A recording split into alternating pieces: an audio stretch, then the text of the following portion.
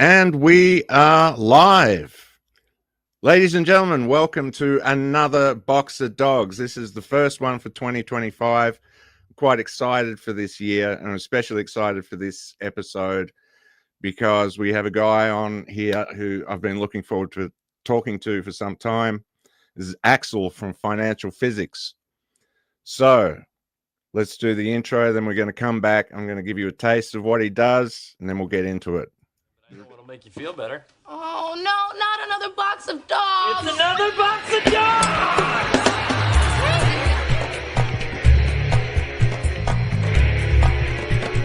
Stop drinking liberal piss water. Woof, woof.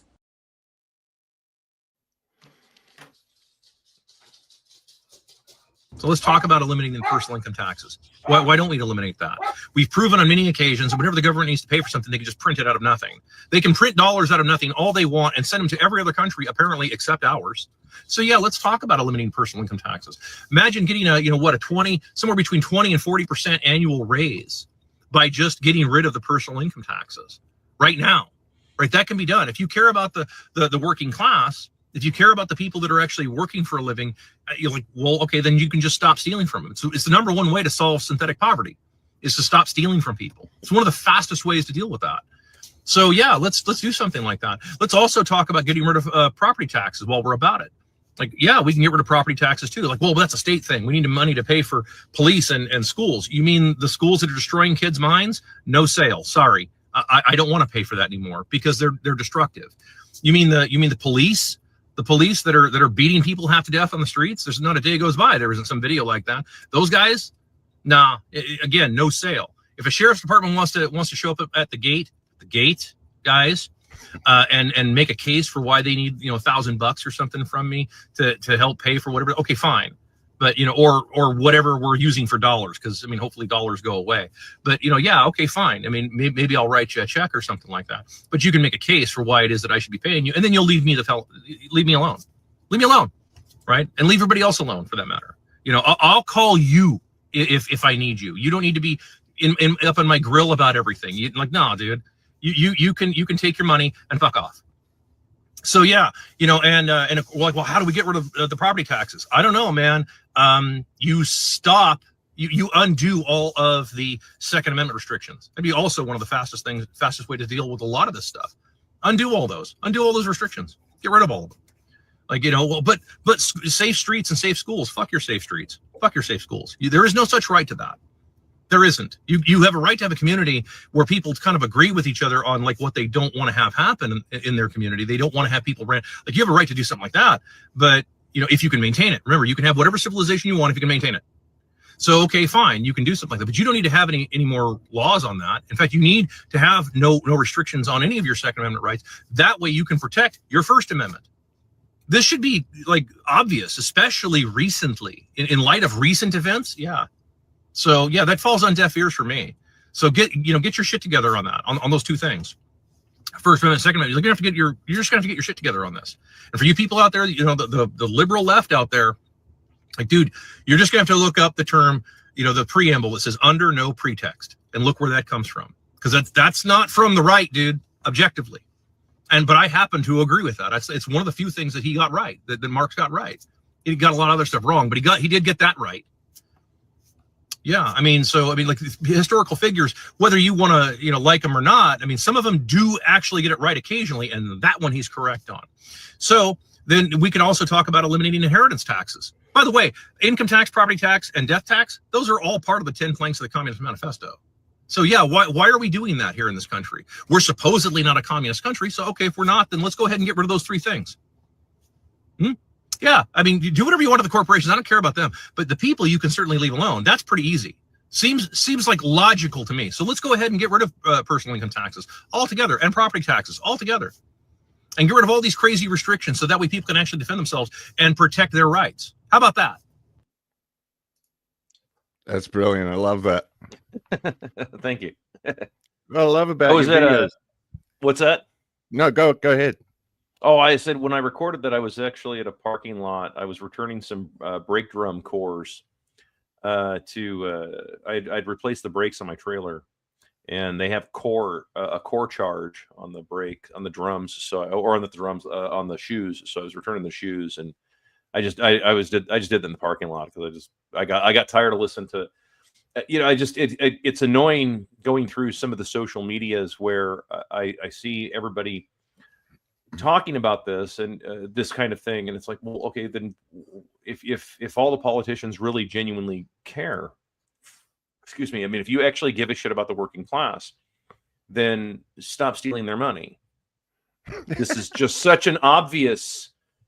It's just like I don't know, like I don't know where.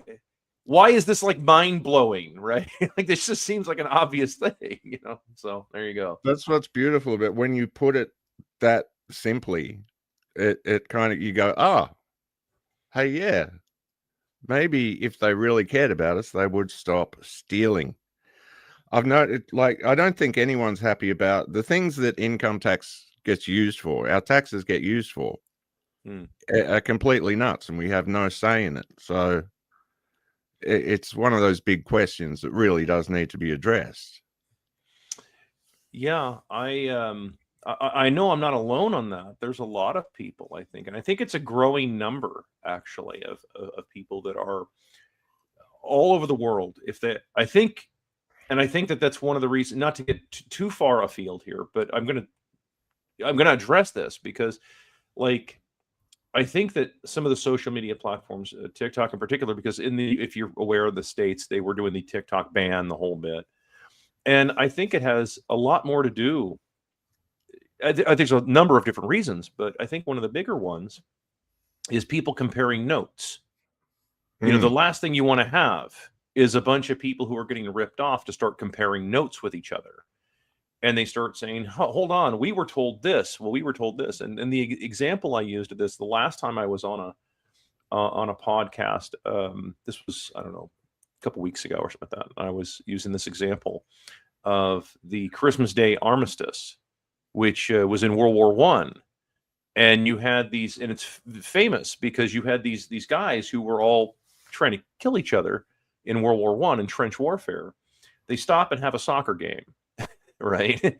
And the one of the lieutenants was talking with his opposite number, or, the closest of rank, with the German side. And they said, what exactly are you fighting for? Like, well, we're fighting for freedom. And he said, well, that's impossible because we're fighting for freedom, and they started comparing notes.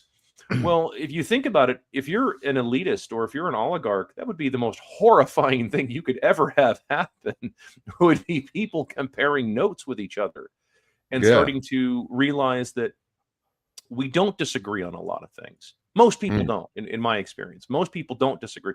They may disagree on how you go about it. And we may disagree in the tactics, but we don't disagree in the overall idea of what we're trying to get.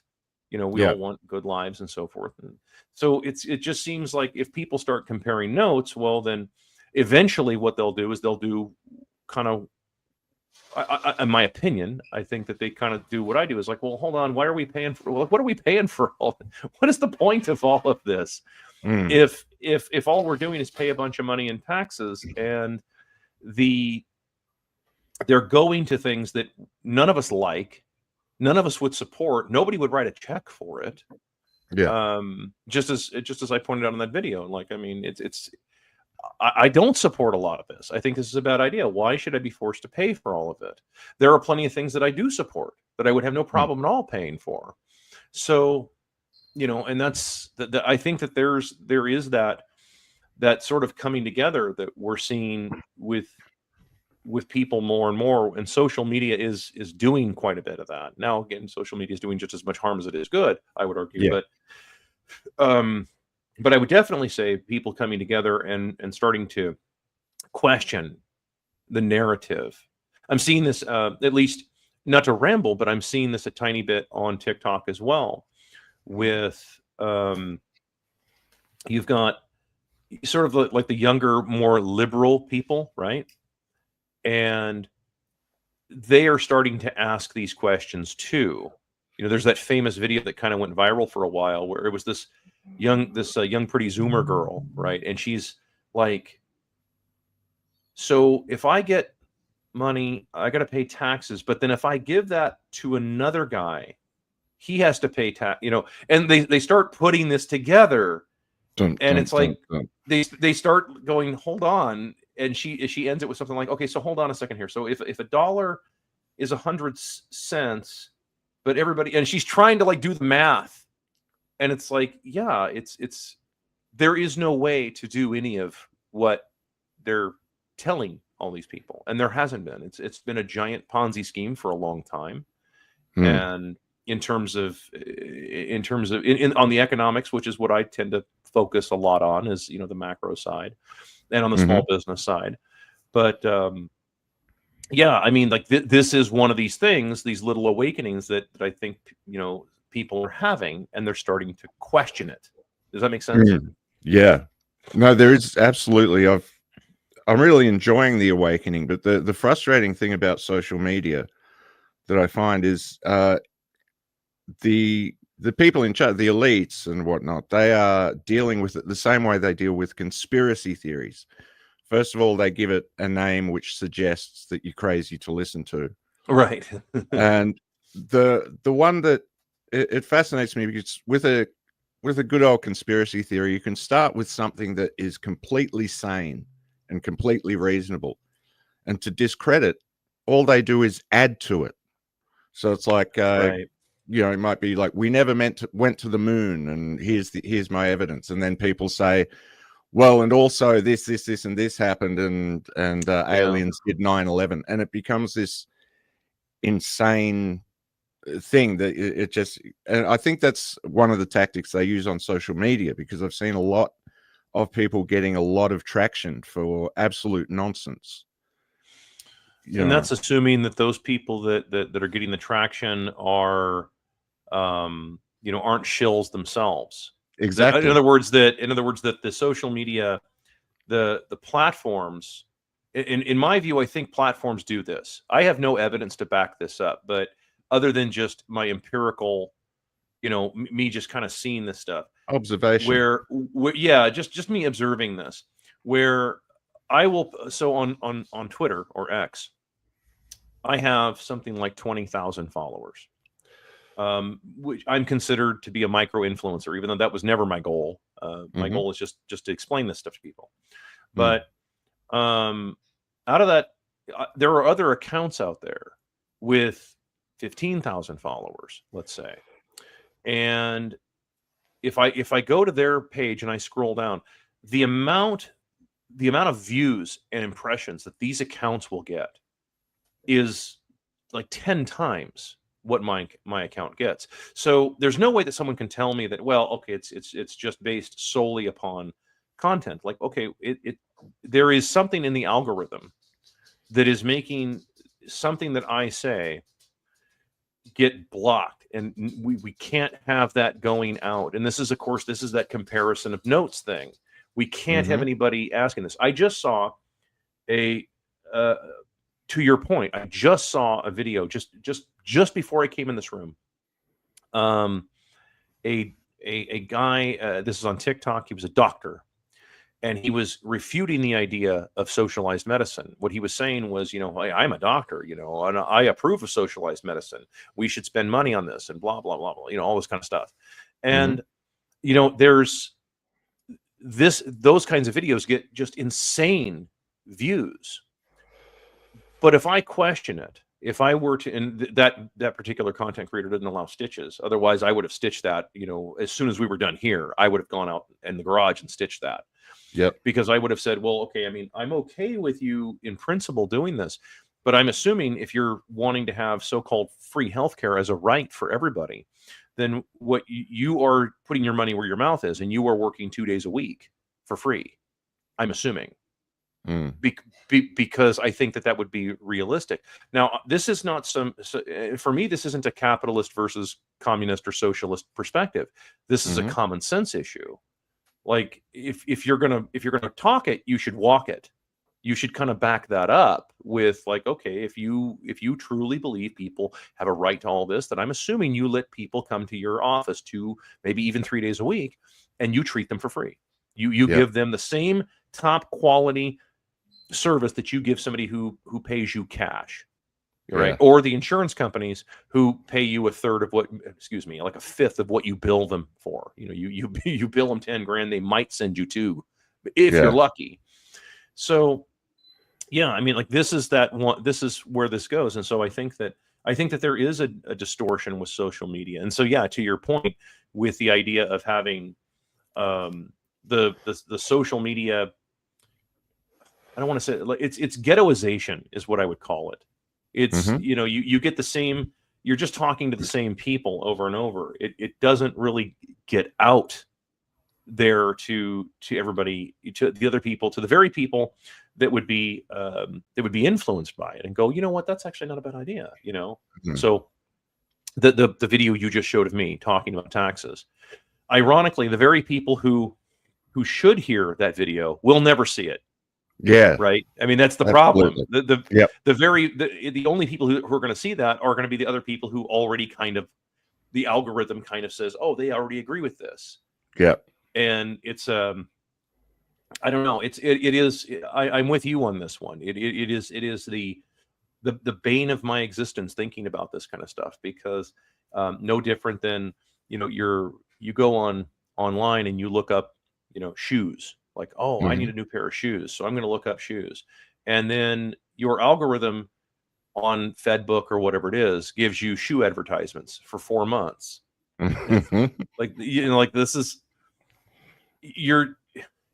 it's almost a good idea. It doesn't really work. Yeah. You're just feeding people the same stuff that, you know, and then of course, if you change the way you frame a topic with certain people, right, you can spin it just like what you're talking about, right? I mean, so you're talking about this idea of like, well, okay, where they're seeing the same kind of thing that's appealing to them, then you can spin it, you can control it. So you take someone and you say, oh, you had a conspiracy theory, then you just frame it a little differently, change it, and then you make that person the enemy now they're the enemy, and it's even worse. And it's like, dude, no, I'm not your enemy at all. I never was. I don't even know who the hell you are. Yeah. You know, and you're putting words in my mouth. Somebody is, because it's not me. I've got hundreds of videos you can go back and look, and I've never said anything like that. You know, but yeah, that's the same thing that happens. I think you know, when you get somebody that has a following, and then they say something that people get intrigued by, such as the moon landing, and then they add a bunch of other crazy stuff with, you know, space aliens from another dimension, the lizard people, and so on. You know, and I'm not picking on David Icke. I mean, David Icke is I mean, if nothing else, he is absolutely entertaining to listen to. If nothing else, it's definitely some really good science fiction stories, you know, if nothing else. And even if I disagree, it's like, dude, it's brilliant. Yeah. But yeah, that's what ends up happening. I didn't mean to overtalk that. No, please talk. Yeah, there was a very interesting video.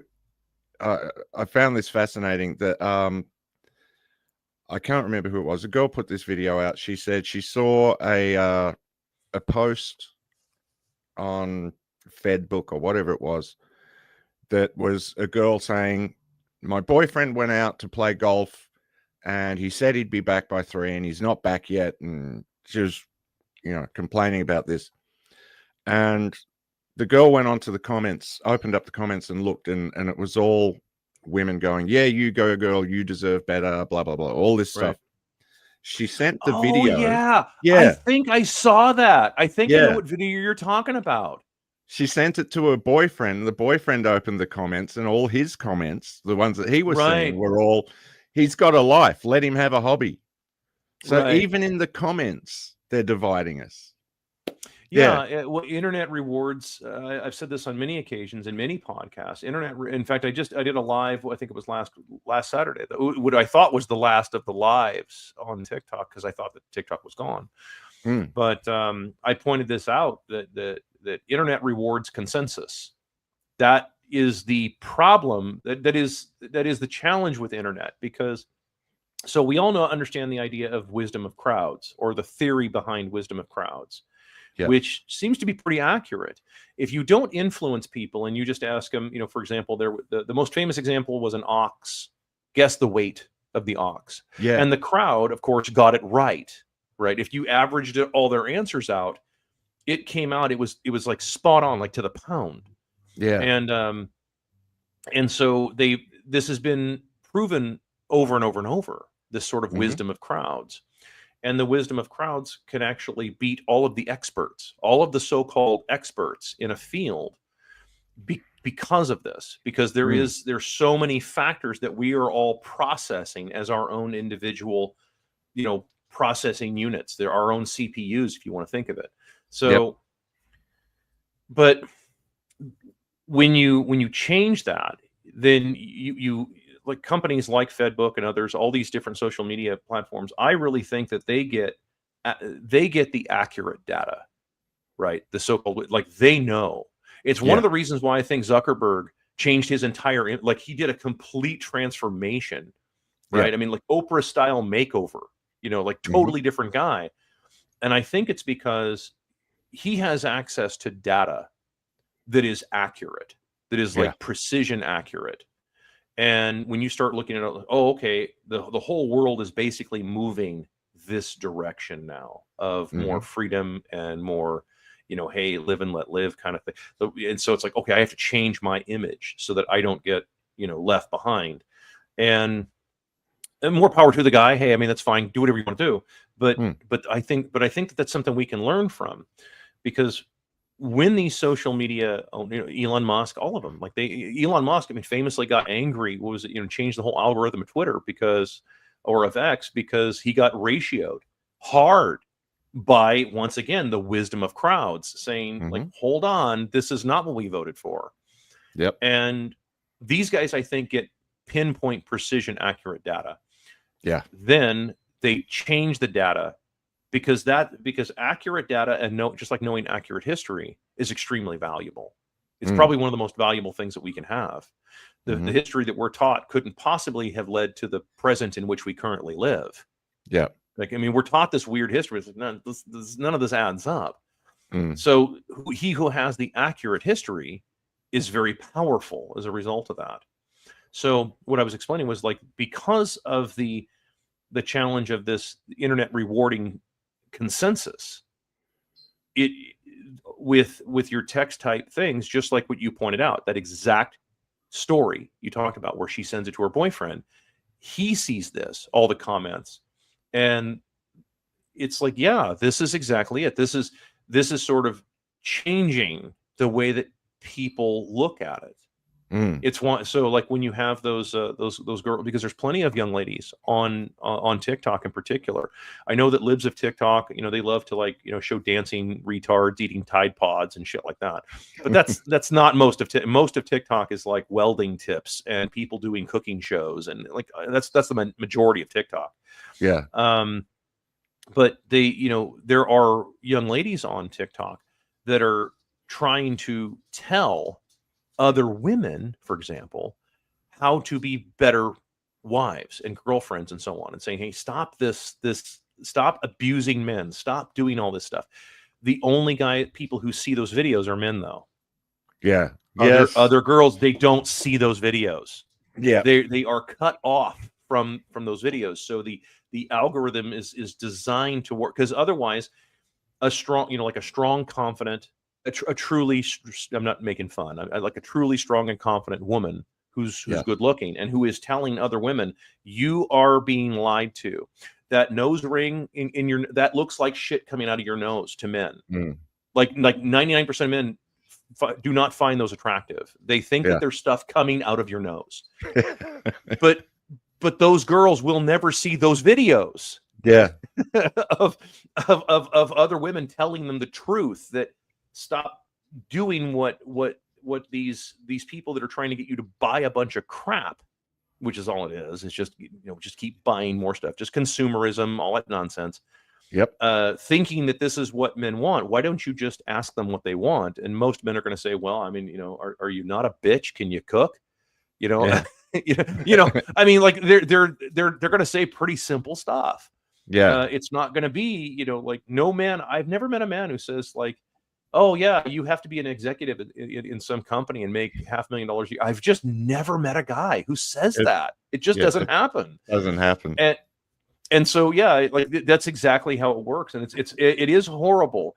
I'd like to see someone somewhere has got to be able to come up with a way to change that. I don't know how you would do it, but like someone somewhere has to come up with a way to change it. It'd be cool. Yeah. I've been, that's one of those things that I don't really know how to code. I don't understand how algorithms work, any of that stuff. But I've often thought about apps that like really challenge your ideas rather than coming up. But I mean, financially, it doesn't work to have an app where people are going on and, you know, the apps do these things for a reason. Like they know it works. It makes money. It's the same as when I see a lot of posts, they get screenshotted and whatnot, where some woman or some guy, they'll say something insanely outrageous, and it gets spread around the internet as an example of look how crazy these bitches are. And it serves that same beast, really, I think, in the end. Yeah, someone did that with one of my videos where they pull the video down and then they chop it up, and then they respond to, you know, oh, look at this crazy right winger, you know, talking. And I was like, have you seen any of my stuff? I assure you, I am not on the right. In fact, I hit the right harder than the left all the time. Yeah. Like, have you like followed any of my work? Because like, dude, don't take one thing out of context, you know, without having like a whole bunch of context that go with that, especially when we're talking about some of these complicated topics. And so, yeah, that was, but I've seen that happen to me too. And I'm like, where are you getting this from? Yeah. Yeah, no, that was one of the things that appealed to me about your content, like straight away, was like if anyone was to call you a mad MAGA guy, it'd be like, no. That's insane. No. Because you really do just go, hey, this is a problem. You're not partisan about it. You just, yeah. No, I that's just it. The partisan thing for me is a bit of a waste of time. And because I tried to explain this a long time ago, but if you look at, let's take what we think of as the two opposites. Let's take two polar opposites: the so-called capitalists and the so-called communists or socialists or whatever you want to. Okay, whatever. Let's take those two what people think of as two polar opposites. Everybody thinks that if they get to be that if the other side wins, right? So this happens with the socialists or the communists. You know, I have a lot of commie followers, and I tell them all the time, be careful, because if you let's assume for a second you get your dream, your socialist utopia. What makes you think you're going to be in the power structure? Yeah, it's always going to be. You understand? It's always going to be the same people that are in these power structures, and especially if they control the money every single time. The power to control money is the single most powerful position you could ever have in this world. It's the one thing that if you control it, you control basically everything at that point. It was who was it, Rothschild, who said, like, famously said, you know, give me control of the money supply and I care not who makes its laws. Yep. That's exactly right. That's the truth. So what would anybody think? Like, why would you think that somehow you know, out there, you know, Dave in Iowa, who's a communist, you're going to be somehow part of the power structure? Dude, you're never going to, like, dude, no. It really is kind of a club, and you ain't in it. You would know if you were in it. And I try to explain to these people, like, when you say, you know, communism, socialism, and all these isms, those are farming techniques. Yes, the analogy that I use. It's a technique. If I raise cattle, I'm going to use cattle farming techniques. If I'm raising hydroponic broccoli, I'm going to use a different kind of farming technique. I'm not going to employ the same things. Different personalities require that. And so which goes back to the point about the algorithms and with social media, like this kind of farming technique. They're trying to automate all of this so that people just keep feeding themselves their own bullshit back to them. And then when they hear something out of that, they recoil in horror, as opposed to what they should do, which is hold on, stop, I'm good with it. Walk me through the steps. Walk me through the steps of how did you arrive at that conclusion? Where did you get that from? I used to do this with this kid we babysat a long time ago. This is years ago and stuff, that my wife and I were babysitting. And I'd point out, like, to this, she was 10, and I'd say, okay, I don't have a problem with you having that opinion, whatever it was. How did you get there? How did you arrive at that conclusion? Or did somebody give you that opinion? Yeah. Did you think of that yourself? Did you look at like information from a bunch of different sources and then arrive at that conclusion? Or did somebody give you that opinion? And you know how this works. A lot of people are given their opinions. A lot of people. And it isn't exclusive to one side or the other. It isn't just a right side or a left side thing and all points in the middle. No, it's usually people that are just like, oh yeah, hey, I kind of agree with that. That makes sense. And yeah, there's a lot of really good people out there that are very good at making a case for something, and it sounds awesome. But cross-examination is important. And usually there's a lack of cross-examination. And it doesn't make any difference what side somebody's on. There's always a lack of cross-examination. So I'll give you an example from the right perspective. Let me give you a fun example of this one. I hear it all the time. We want more insane asylums. Bring back all these insane asylums, because we have all these pink-haired Fruit Loops running around, waving their cocks in front of little kids in parades and shit like that. Like, these are crazy people and they should be locked up immediately. And of course, everybody goes right on, yeah. And of course, not being, because I don't clan, I immediately stop and say, hold on, stop. Who pays for that? Who's going to pay for that? Because in the old days, so you're in Australia. You probably know a little bit about American history, right? I mean, just from the movies and everything. I'm sure you've seen some of the like or westerns, right? You've seen our westerns. Okay, so the way I would ask this to anybody is like, how would that be responded to if you were in a western town in California, by the way, in say 1886? How would a guy running around naked, waving his junk in front of little kids in town, like, how would that be handled then? Well, we all know how that would be handled. Assuming that guy made it out of that town alive, assuming that happened, they would tell him, they would, in no uncertain terms, you are never to come back here under any circumstances. That's exactly how it would happen. So that's cheap. That doesn't cost anything.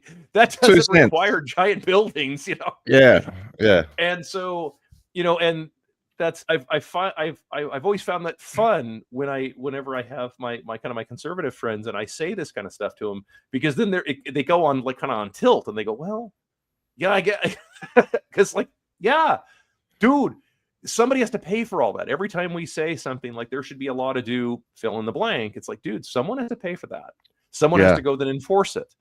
And it does, and it works just on the left as well. It works the exact same way. Like, oh, we need to have free fill in the blank because it's always something free.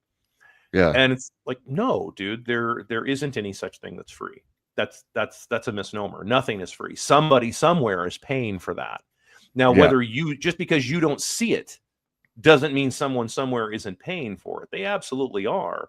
Someone does all the work. Someone is building those buildings. Someone builds the bridges. Someone, mixes your concretes and pours your slabs for your roads. Someone has to go and do your HVAC work. Someone comes and empties out your septic tank for people on septic systems. Or if you're on like a city municipal sewer system, there's a whole team of guys. Actually, it's probably a whole bunch of people who work at that municipality at a waste treatment plant that it quite literally deal with your shit in the most literal sense. And there are someone has to do this. It's Yeah, the robots don't do this. Mm. There will never be any of that. That's not how physics work. You can't, you can't, you don't get more energy out than you put in. Like, it's going to end up costing you more to try, and the more you try to automate it, the worse it gets. You have to have people who deal with this stuff. So for my leftist followers, this usually puts them on tilt, because then they start thinking about it. Like, well, yeah, like, are you going to do, like, we need to bring about a new electric utopia. I love, that's one of my favorite ones. We need to bring about this new electric utopia.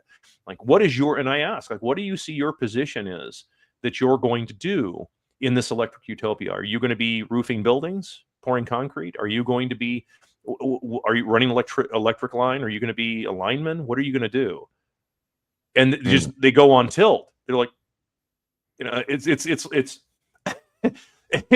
it's like the processor shut down, and it's that little spinning thing, because they don't know how to answer that. Like, well, no, I'm going to do something in management. Like, yeah, that's, everybody wants to do that, dude. Yeah, come on, you're not impressing. That is not a flex for me. Like, dude, no, everybody wants to do something like that. Everybody wants to be. They don't want to ever be a slave owner, because then you take the brunt of being a slave owner, right? And you also have the stress of dealing with your slaves that are constantly going to uprise. And I don't know, you have the problems as a slave owner. They don't want to be a slave either, because the slaves have to do all the work. Nobody wants to do all the goddamn work. They want to be right in the middle somewhere. Like, and who's in the middle of that transaction? Well, that would be the slave drivers, right? Like, no, I just want to keep this going here, and somehow I'm going to make money. Dude, that is not how reality works, man. Yeah. So I've just run into it just too many times. Yeah. I used to do a joke. I can't remember how the joke goes exactly, but it was something like, when the revolution comes, I'll do something in admin. And it was like, right. Yeah. That's the feminist meme, right? Yeah. A war breaks out, and then every woman is automatically a homemaker, and they want kids. They're ready to have 3 kids, settle down. They've got the apron on, the whole bit. They've got the neckline is like this on their dress. Yeah. Like, that's kind of how it works, And once again, it's that I don't want to be involved in that. Like Simon Sinek. I don't know if you know who Simon Sinek is. I do. Yeah. Okay, so you're familiar with Simon Sinek's work. He did this, what I thought was probably, and I listened to that TED talk that he did probably 7 or 8 times. And I don't do that. I don't generally listen to talks like that, but he absolutely had a massive influence on not my necessarily way of thinking, but just like, it was sort of one of these moments of like, yeah, that really is how it is. And he was talking about it was like, I think that the title of it was something like, "Why Alphas Eat Last," or "Why Leaders Eat Last." Right. Okay. And I'm not going to butcher. People can go and find it. It's a wonderful talk. It's like 20 minutes long and stuff. It's absolutely, it's genius, and it's well worth listening to. But I'll encapsulate what he talks about is that if you look at the way that a tribe would exist, you have your so-called alpha, right? The leader of the tribe. And he gets first choice of meat, first choice of mate. That's the reality of it. But it comes at a cost. And that cost is that, well, hey, yeah, you're the leader, but that means that if there's a problem, like, you have to go and solve this stuff. You have to go out and put and risk yourself. If there's a proverbial dragon at the gate, you're the guy who has to go to the gate and deal with that, because, like, dude, we're not set up for that. So, and he does it in his own special way. He tells the story, but it's like, but he's not wrong. That used to be how it was. That, like, we don't have a problem with our leaders having first choice of meat, first choice of mate. We don't. We generally speaking, if they're really truly a good leader, we have no problem with them having lots of money and wealth and fame and prestige and power and the best looking piece of ass they can find. They don't have any problem with that. I don't have a problem with that. What you have a problem with is people doing that and then saying, okay, hey, there's a problem now. You got to go. And then they go, well, hold on. We just need to sacrifice the whole village now. I'm prepared to throw wave after wave of disposable boys at this problem, so I don't have to go deal with it. Yeah.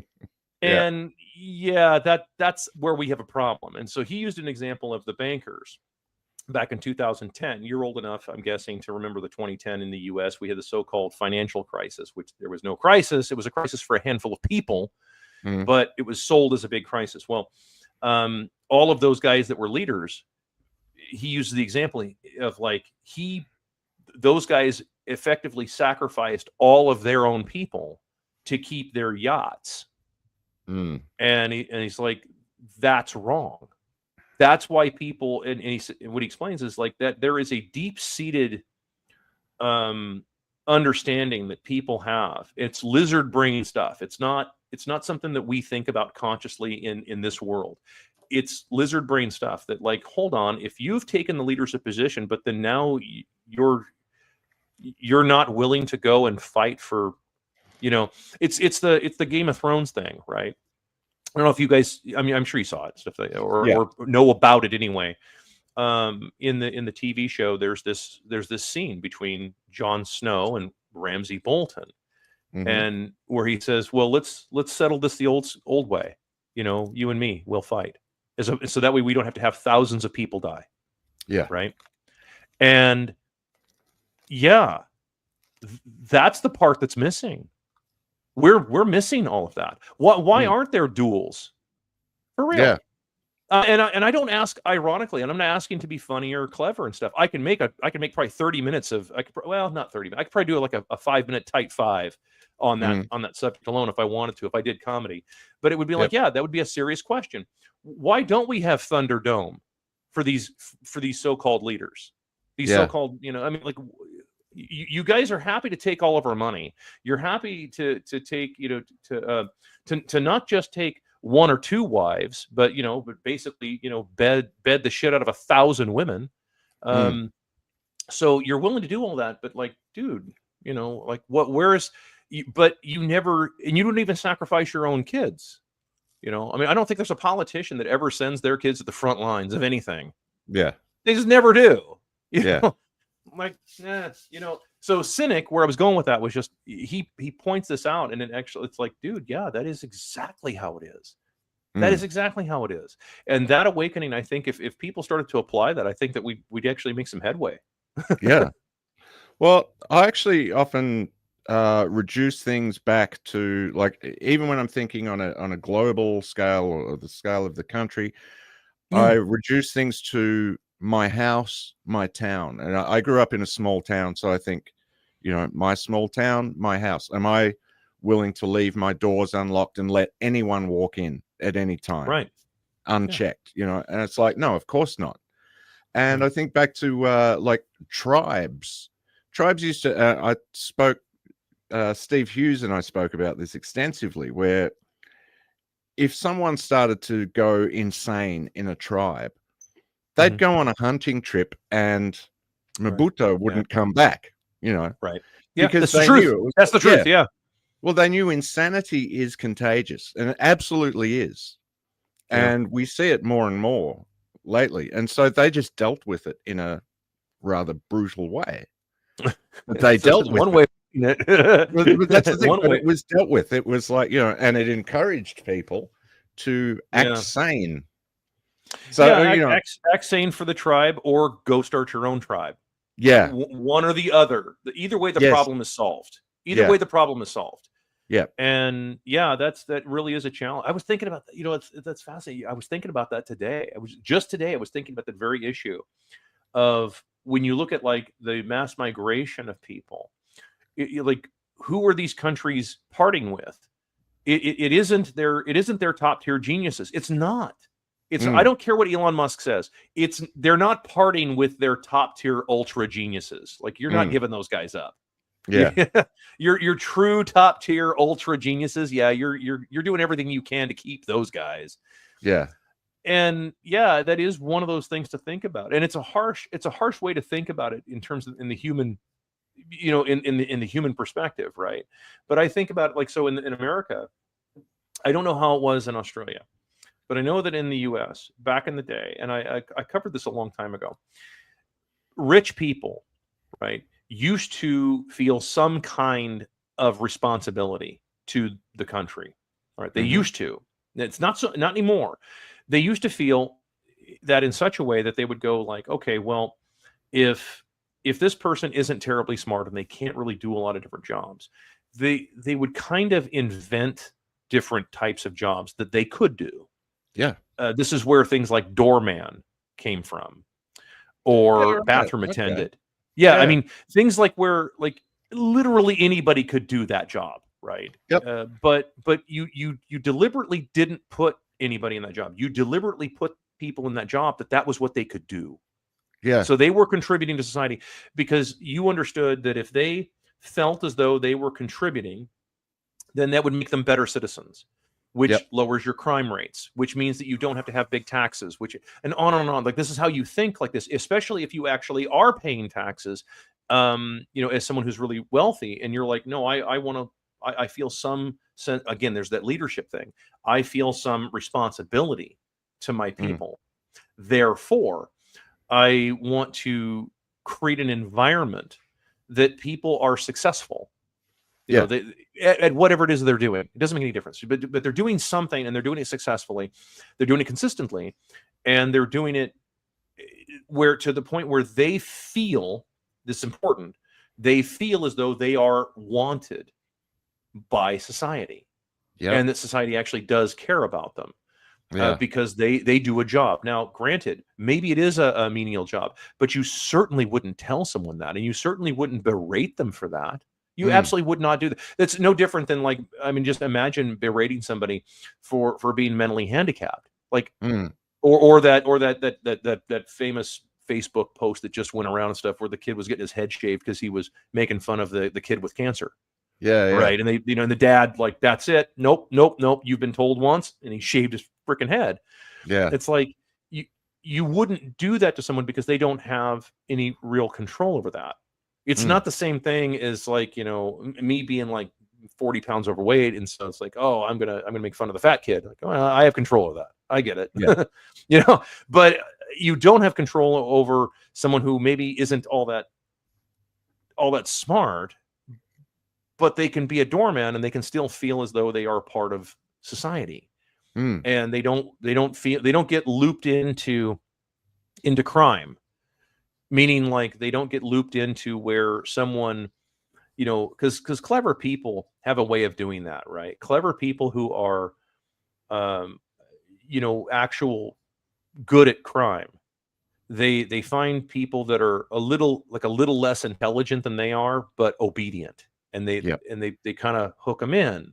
And it's the same thing that they talk about in the cities, you know, the so-called inner cities with your gangs and everything, or so-called gangs. I don't like using that word, but it's the same kind of thing. It's like, oh, hey, you can be a part of us, but you know, and that's just kind of it. And there is a sense of belonging because people want to belong.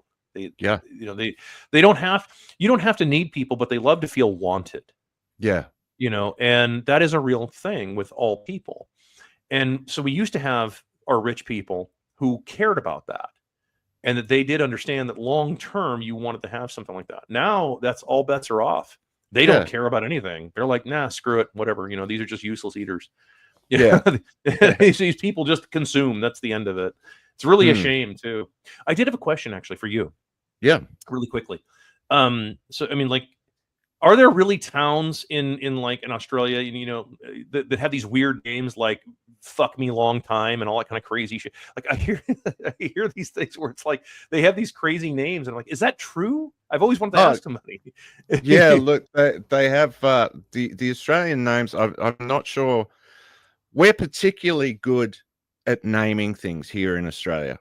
Okay, so for example, I come from a little town called Oyen, and it's right between two deserts. And basically, on the left, I'm sorry, Oyen.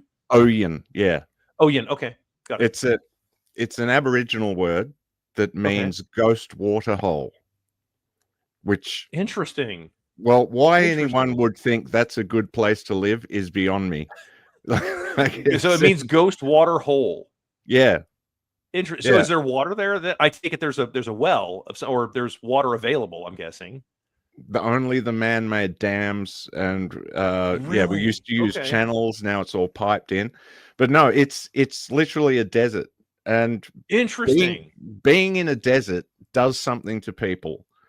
It affects the way you think, because I don't know. I think we need greenery around us. We need to see life and whatnot. Fair enough. Fair enough. Yeah. But there are two deserts. The one on the left is called the Little Desert, Mm-hmm. and the one on the right is called the Big Desert. Because when we name things, we get right to the fucking point. It sounds like it. But a lot of places are named after Aboriginal words. So you get Wollongalli, so they do sound like nonsense words. Yeah. No. I wasn't saying nonsense. I'm just like, but they're strange. They're like where they I can't remember where the one was, but somebody posted there. It was the name of some town, and I think it was in Australia, and the word fuck was in it somewhere. Oh yeah. And we're like, and everybody's like, what the hell? But it was before that was a thing. You're like nobody, it was from it's probably from an Aboriginal word or something that had nothing to do with anything in the West. And like, so people, have fun time and go, that's hilarious, man. Yeah. We do get a lot of those names. And I raised common wallaroos for a number of years, actually. Okay. So the third largest of the kangaroo species. So I always told my wife, I said, if we ever did roos again, if I do reds, I'd do the big, the big red roos or something like that. But we curated those for a while. So it's actually kind of how we met. We met as exotic animal handlers. So really? Different life. Yeah, it's a whole different life, man. Okay. What's the most exotic animal that you've raised? Well, no, I have my well, we're down to one parrot now. Okay. And one parrot, and then we had kangaroos, but for the longest time we had multiple kangaroo mobs. So different mobs of roos, and then we had all the other creatures. So your goats, cows, chickens. I mean, all the kinds of things. These aren't exotics, but the exotic birds, which is where both of us came from. So that was, and Andy, she went, she worked at an exotic bird store and would curate all these exotics. And I think she had at one time, she had something like 170 birds at one point. Wow. Of all different species, all different exotic. And the only one we never got was a palm cockatoo. So the black ones with the red cheeks. Oh yeah, we never got, because they don't clutch the way that like the regular cockatoos. I mean, if you're in Australia, cockatoos they're a nuisance bird in Australia, as I understand. But they'll clutch like three eggs, per every 6 months or something like that. It's just they're constantly breeding, and the palm cockatoos only breed like something like once every year. And it's only 1 or 2 eggs, so they're even more rare because you just never see them. So not trying to get off into a tangent on this, but just remember, that we never went into anything quite that exotic, but and we avoided the reptiles. So not because I don't have a problem with reptiles. Andy has a problem with reptiles. So I'm not a fan. I like reptiles. So I'm not a fan of them at all. Well, but, Australia, you've got some of the deadliest animals on the planet. If I'm not mistaken, it's like there's something like 6 of the most of the top 10 live in Australia or something like that. Yeah, and that's just the people. That's interesting. Yeah, we call them bogans. No, it is a kind of an insane place to live. I mean, we're always upside down. We're just hanging upside down constantly. I always thought it'd be a fun country to visit. I've always wanted to kind of go there and just look around, just see if it really is kind of like the way that, because again, remember, TV in the States or movies in the States, right? They show, with the exception of like the Road Warrior or Mad Max and what have you, which, I mean, like you have that, but that's mostly in the desert kind of thing. That's just sort of a desert environment. And, but the way that it's portrayed, the Simpsons did a really hilarious job of that in an old Simpsons episode, where there was supposed to be a booting or something like that. Australia was supposed to boot him, and it was like every Australian meme that ever hit the America. you know, Yeah. the Energizer guy, everybody had a mohawk, Yeah. It was just, and so no, I always thought that would be interesting to see, because it's like, well, there's probably a contrast. You get down there, it's probably just a regular city like anybody else, like anywhere else. It pretty much is until you get out into the country, then it can get a little weird. I thought my favorite part of that Simpsons episode was when he called out to the Prime Minister and he was floating on a tire in the sand. Yeah, that's right. Yeah, he's drinking like a giant Foster's beer can sitting on his stomach. Yeah, that is pretty funny. Go ahead. I'll tell you a quick story about when I moved up to Mildura a few years ago, and I'm between Melbourne and Mildura for business and other things. Okay. One of the first nights I went out into Mildura, I was at a pub waiting for the band to start, and this really drunk guy walks over to me, no shirt on, sunburnt, holding a beer. He just walks over to me. He goes, "Hey, I know we've just met, but you want to smash this cunt with me? You want to beat the fuck out of this cunt with me?" And it was just, it was just like, that's friendship in Australia. Wow. It's like, we're friends forever. No kidding. Yeah. That's awesome. Yeah. The only thing too, there was you guys have land trains, right? The big semi trucks that have like 14 trailers behind them. Mm-hmm. So I drive a semi truck, and that's my one of my many professions. I own and drive my own semi truck, but I just have one trailer. I don't. I just have the truck and the one trailer. Yeah. But I see these pictures every and again. Someone will send me the pictures of land trains where it's like there'll be this cool truck like Peterbilt or Kenworth or something like that, but it has like 14 trailers behind it. Mm-hmm. I'm like, that would be badass and terrifying simultaneously from a truck driver's perspective. Yeah. Like, how cool would that be? But I know how much whip action is on a trailer, even with one trailer, let alone two, let alone 16. Yeah. There's a lot of whip action on that. And you've got, if you have any wind, that's an awful lot of surface area that's pushing on you, So it's like, I think of it like, man, I don't know.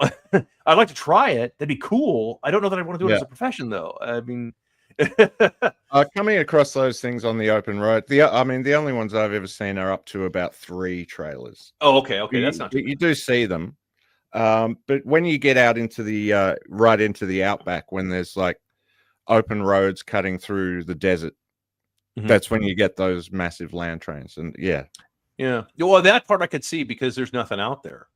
I guess if you tip over, you're probably not going to hurt anybody except maybe the driver. But I mean, like nobody else, you're not going to crush a town. Yeah, no, because there's nothing really out there. You might crush some lizards or something like that. But nothing out there. Are kangaroos really a nuisance? I hear conflicting reports. Yeah, look, they well, I have a friend who used to go out shooting roos, and they get used for meat and whatnot, and they really. There are so many of them. They're not, anywhere near an endangered species. No. I know they're all red meat. And, yeah. But when they jump in front of your car, they are a nuisance. Driving back, you see at different seasons in particular, I'll be driving back to Melbourne and there's just roo after roo after roo.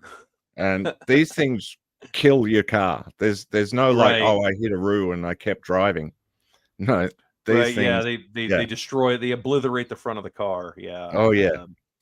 I see every now and again. I'll see the videos. I don't see them as much anymore. They don't show up on FYP and stuff. Of course, me talking about this in proximity of my phone, I'm sure I'll get 5 million videos now like this. But there was the one I thought was absolutely hilarious because I as soon as I saw it, I'm like, as someone who has raised roos for a number of years, and particularly the large males, right, and who can be territorial and all that kind of stuff, and there was this video in Australia where there was a roo that kind of went into a Walmart or something like that and just ran amok, and it just destroyed this Walmart as they're trying to get him out, right, and he just keeps smashing into things, destroying everything. and I'll never forget it. I'm like, yeah, that's exactly how that would go too. Yeah. Because I've had a large male that I've had to try and get out of the barn, and like, yep, that's exactly how that would go. Yeah. Yeah. No, they go, I'll try this way. Now I'll try this way again. Yep.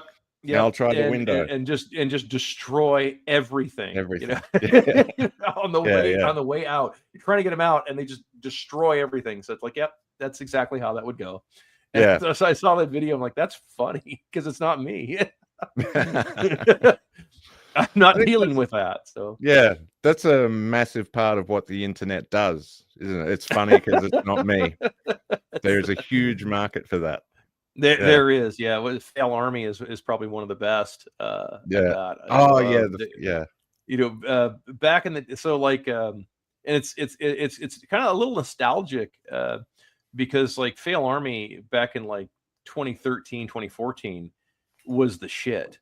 That was so cool because I mean YouTube wasn't the nonsense that it is today, where it's all about big brands and and like CNN and Fox and whatever. It was a lot of, there were still quite a few small content creators, and that was one of them. Was that I just remember Fail Army just seeing some of these videos, and they're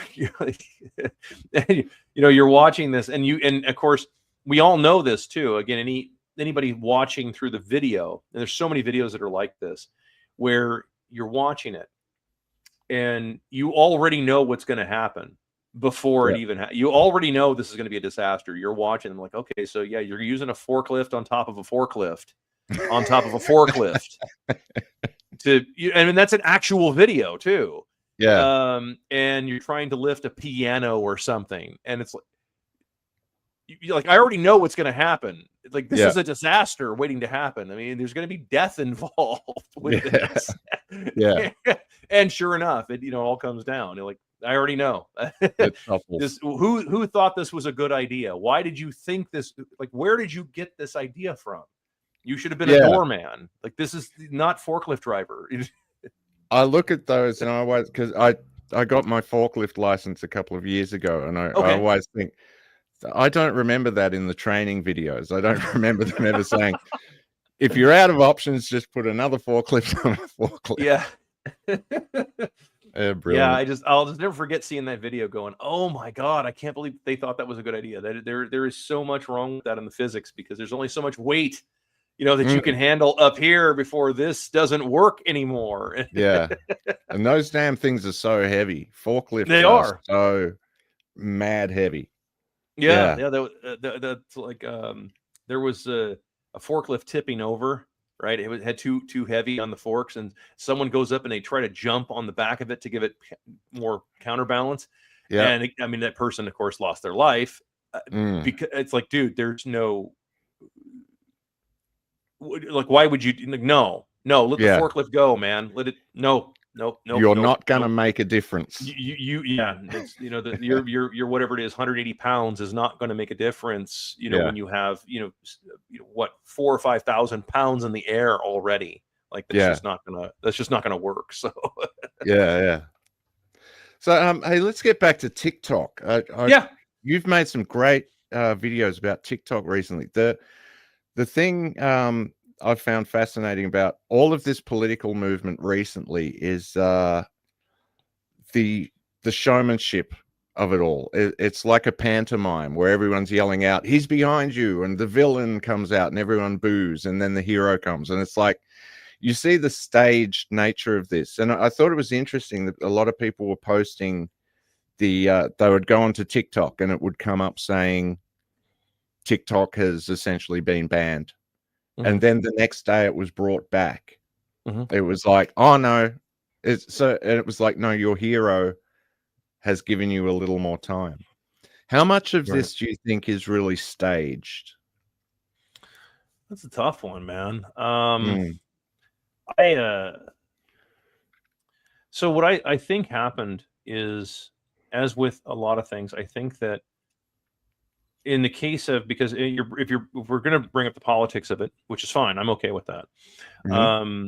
I think that Trump, just who he is, naturally wants to take credit for almost anything that is good, right? Mhm. Or is seen as good or heroic or positive. Yeah. Excuse me, something salubrious. I think that he naturally wants to take credit for that. Mhm. I think that he naturally distances himself from anything that is seen as bad. Yeah. Right. Or anything that the masses, because the man knows how to work a crowd. There's no question. Oh yeah. There's Mm. absolutely no question about that. I mean, Mm. he is absolutely incredible. He's probably one of the best I've ever seen in terms of being able to work a crowd and get them to like be hyped about something about which they know nothing, right? Mhm. But boy, they're excited, you know. And he's the master of this kind of thing. Mm. And you know, we saw this in his first term, and I'm critical. You know, you know, again, I don't own with any of the left either, so I didn't vote for any of those people. Yeah. But that doesn't mean that I particularly care about the right. So take that for what it's worth. But I think that in his first term, you know, the stock market's going up, right? The U.S. stock market's increasing. Well, yeah, that's inflation. That's money printing. That's Mm. just when you have three hedge funds, you know, 3 or 4 hedge funds, BlackRock, Vanguard, State Street, that pretty much own basically everything now. I mean, it's kind of the way it works. Yep. And then you create a bunch of dollars and you put them into the economy. Where are those dollars going to go? They're going to go right back to those companies. They're nothing more than company store vouchers at this point, Mhm. because they've pretty well successfully eradicated what's left of small business. Yeah. Small business is all but a thing of the past now. All that's left are like TikTok creators doing videos, and they're Mm. making some money, and like that's about as close to small business as they can get, unless they want to go, you know, buy a chainsaw and go do land clearing or something. I don't know. Yeah. I mean, like or whatever. I mean, because there's not a whole lot of options left anymore, and small businesses get eradicated for a number of reasons. I'll come back to that at some other point, but Mm. this has gone on, and I think that in the case of Trump, you know, he kept saying, look at the stock market, look at how awesome it is, because, well, yeah, it is awesome for a few people, and so there's this feeling of winning, even though you haven't really, if you're part of the working class, you haven't really won much. Yeah. You know, you still have a lot of inflation to deal with. Mm. You still have a lot of problems that exist in the working class. You know, it's in the name, the people who do all the work. Again, those guys Mhm. that the aforementioned guys that deal literally with people's shit downstream of that. Yeah. Those people are supposed to, and this is, by the way, that's where I was going with that Simon Sinek thing, just really quickly to harken back to that Yeah. briefly Please. in this, because it's part of the same thing, was that is if you're doing a job like that, right, that should come with, you would think, a pretty decent lifestyle, right? Yeah. Because you're doing that actual work that nobody else wants to do. Mhm. You're doing the job that in the most literal sense most people would not want to do. Mm. So that would be what I would look at and call it almost an alpha trait, if you want to call it that way. In other words, someone Mhm. willing to do the jobs that you're either unwilling to do or you can't do for yourself. Yeah. Okay. So those people are still getting abused by all of this. They are not really winning. They are still dealing with huge amounts of inflation, and it's not going away. So yeah, I mean, the showmanship of all of it, as far as TikTok and the ban, it's like I don't know that Trump really had a whole hell of a lot to do with that. TikTok could have done the exact same thing without Trump.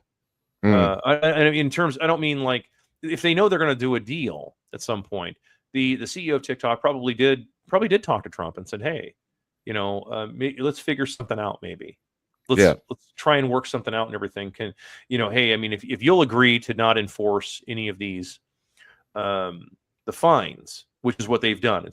So the TikTok ban is still very much in place. It has not gone away. It is still very much law.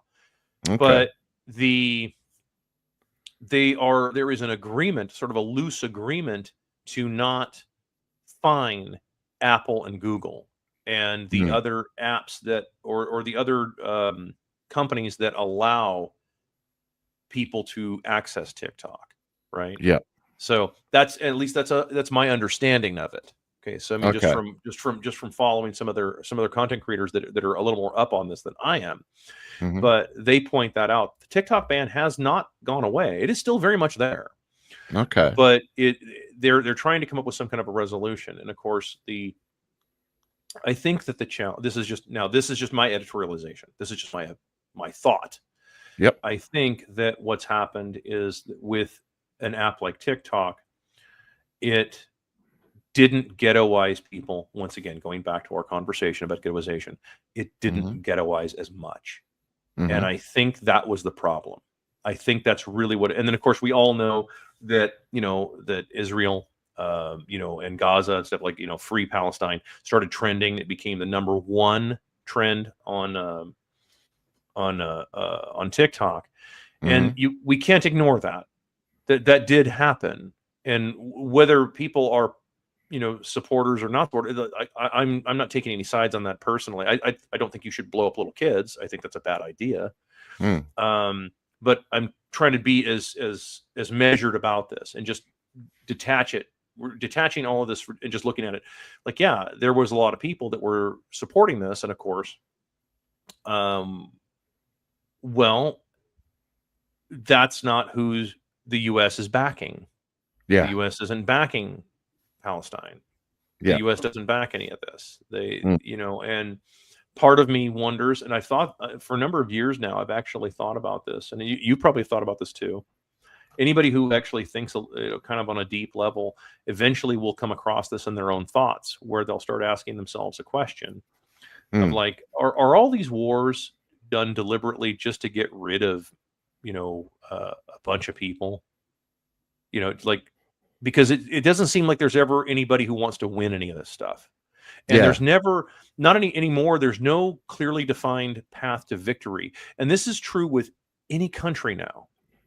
This, like, there isn't really like, what do we consider to be victory? There isn't anything defined anymore. It's just, well, we're upset about this, so let's have a war and let's just burn a bunch of soldiers off, and who cares? Burn off a bunch of excess males.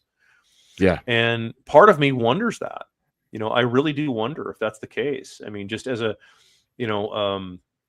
because we know how this is. It's not a bunch of women that get chewed up in this.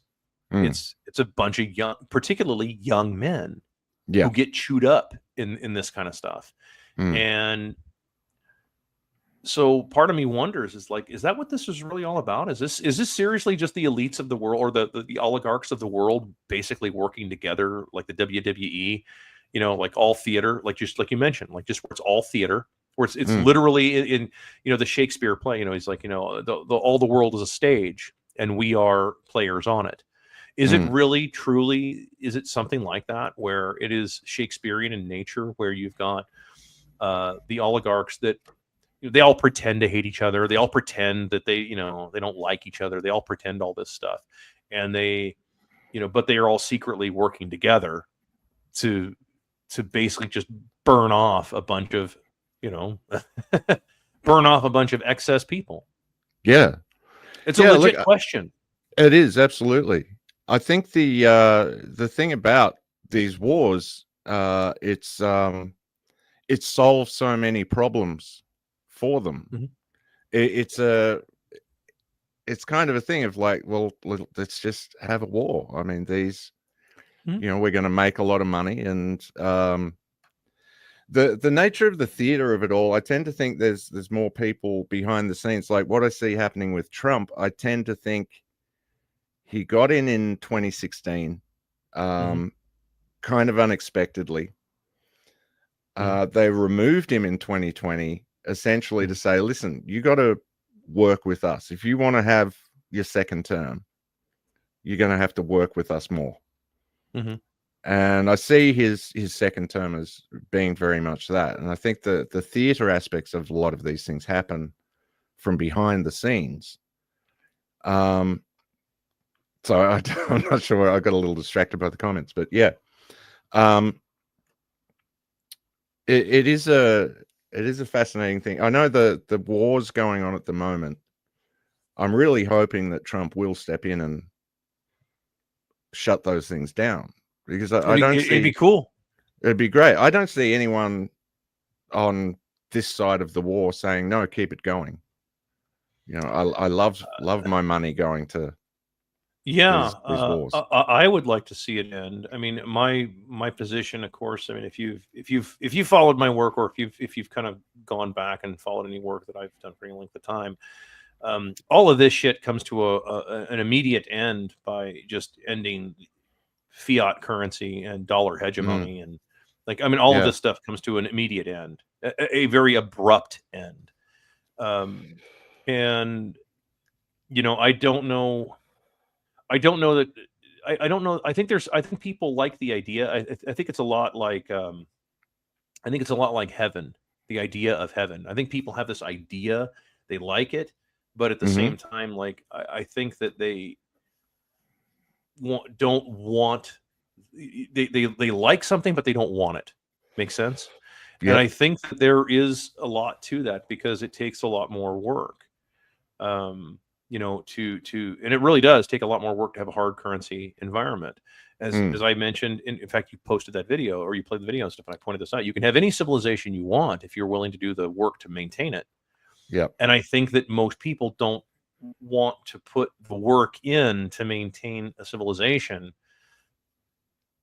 that they have in mind. I think they have this vision of a civilization that can't really exist. This is the whole, you know, robot thing, the automation, the robot, and all. You know, like, oh, we'll have the Zeitgeist movie. I'm sure you've seen it, or you're familiar with it, right? I mean, I watched all 3 hours of that, and the first hour and a half of it, the guy nails it. He's absolutely right about the problem. The diagnosis is spot on. Yeah, the problem is you know, the money is worthless and so forth. It's conjured from nothing. Yeah, that's all dead on. The solution is, you know, his solution, of course, is Marxism with robots. It's like, dude, that's not going to work. And that's scary.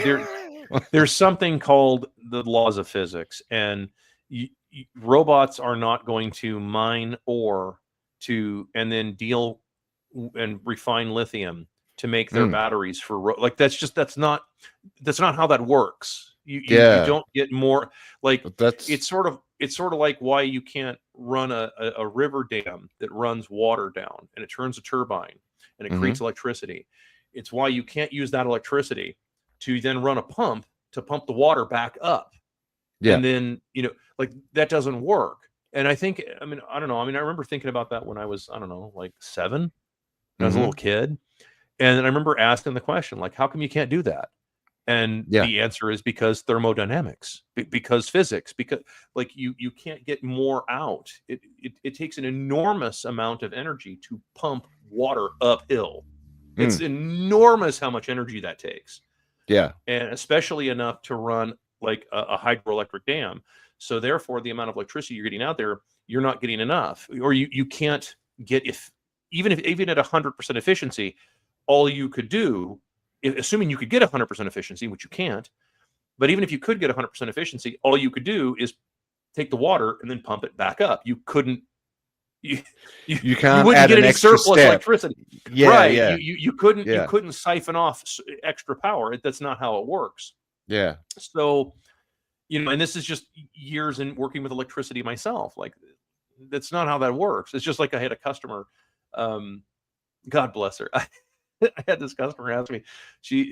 I turned her generator on for her, because I work on I install and work on generators, and whole house generators and stuff. And I was standing there with her, and I was going through a training class with her, and I was just explaining to her, and I turned it on so she could hear it run. And it's loud. It sounds like a loud lawnmower. And and she says, you know, after I turned it off, and she's like, oh my God, that's loud. I'm like, yes, you're converting natural gas into heat, and then you're turning a turbine, or you're turning a shaft that is turning your rotor inside your stator, and that's what's producing electricity. And these all have steps, and there's only so efficient you can get. I explained this to her very scientifically, and she says, well, it just seems like they could make maybe like a quieter motor that like that was an electric motor. And And I was waiting for like a punchline. I was thinking like, okay, this is going to be like, you know, she's doing a joke or something. I'm waiting for a punch. She was There's being something dead coming. serious. Yeah. And I'm like, that's not how that works. Like, I mean, where would I get the electricity to run if your power goes out at your house? Where would I get the electricity? Because I'd need to have like, you know, I need to have single phase 240 to run a motor that would produce electricity, and you're not going to get enough. I mean, and I was trying, and she's like, "Oh yeah, I guess that wouldn't work." I'm like, yeah, like this is just, unfortunately, this is just physics. I mean, Yeah. I don't know what to tell you. And so people have this vision of what they want, but it's like that's going to take an enormous amount of work to achieve that type of civilization. Maybe you'd be better off with like Lord of the Rings, the Shire, right? Live under a bunch of trees in dirt homes and just have feasts every day. Maybe you're better off with that. You know, the Amish seem to have pulled it off, and I'm not saying that we should do that. I'm just pointing out like that doesn't take anywhere near as much effort to maintain something like that. Yeah. As a complex society where we want to have, you know, everything, you know, our toilets lit up by LEDs. You know, like these. I've seen all kinds of crazy shit recently. All these weird inventions, and I'm like, they're the same. It's the same idea. It's just presented differently. Look, a toilet, but it's got LEDs. Cool. It is cool. I admit. I don't know if $650 cool, but it's definitely cool. Yeah. You know, the idea being that, like, yeah, the back of the tank, you know, has an indirect glow so that you don't have to have a night light. You can see the toilet. Like, okay, yeah, you sold me on the idea. Yeah. It's just that that's not really a new invention. It's you're just taking two things and putting them together. Yeah. The thing I've always been fascinated with the robots and the AI and all of this stuff. People have been talking about it for a long time. The robots, the AI, it's just gonna take all the manual labor that we don't want to do. It's gonna take all of this stuff, and and we won't have to. We'll just have leisure time all the time. And the first jobs that AI has taken are there are all these fun jobs that people want to do, like being a writer and all this kind of stuff. Hey, hang on, I want to do that. No one wants to send a $500,000 robot out to collect garbage and deal with waste and stuff. No, I've tried a couple of times, and I usually get like I did a video one time, I don't know, like 4 months ago, and I pointed that out, and I just asked the question. I said, "Listen, guys, I'm not asking rhetorically. I'm actually asking explain to me how the robots are going to do all this." And the number of comments I got, and hate and vitriol, and like, you don't know what you're talking about. I'm like, dude, I don't have to be an expert in computer science to understand metallurgy. And I don't have to also understand all of these things, these complex topics, to understand that when someone says that, like, we can't even get our garage doors to operate 100% of the time. If I go online and I go to something, I may have a website that sits there and for 10 minutes and it's thinking. We can't get that stuff to work properly. Why are the robots going to be flawless and made out of tungsten and titanium? And they're going to be all precision, and they're going to work 100% every single. Like, dude, no. You're going to have. If you think, I work on machines personally, you know, I work on automated machines. Generators. These are automated machines. They're designed to sense a power loss and then turn on and so forth, and it's automated. They break down all the time. They're machines. They have moving parts, and like, this is just a reality. Like, well, couldn't we make them out of better stuff? Yes, it's very expensive to do that. It is very expensive to make everything out of tungsten and like machined, you know, titanium. And then put, like, you know, like, that's very expensive to do these kinds of things. Yes, it can be done, I'm sure, if you have just an unlimited amount of money. But like, the average person is not going to have that, you know, the robot servant that's made out of tungsten and titanium, you know, doing their laundry. That's just not going to happen. That's a fantasy land. There probably isn't enough tungsten and titanium on this planet to do any of that. You know, the answer does always. Go on, sorry. No. I was just going to say it's like the copper thing.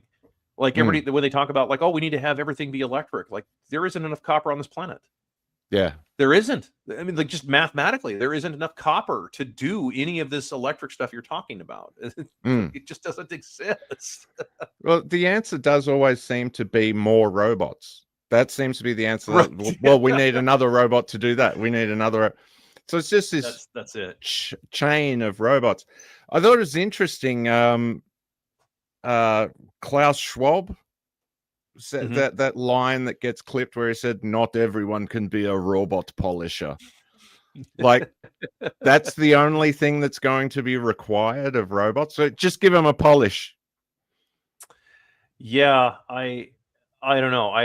I think that a lot of people they watch a little too much science fiction and they forget. And I've been very critical because I'm a science fiction buff myself, kind of. I'm an enthusiast. I'm not one of these guys, that's like, I don't go to Trek conventions, and I don't have a set of Vulcan ears. Yeah, I don't have any of that. But I'm an enthusiast.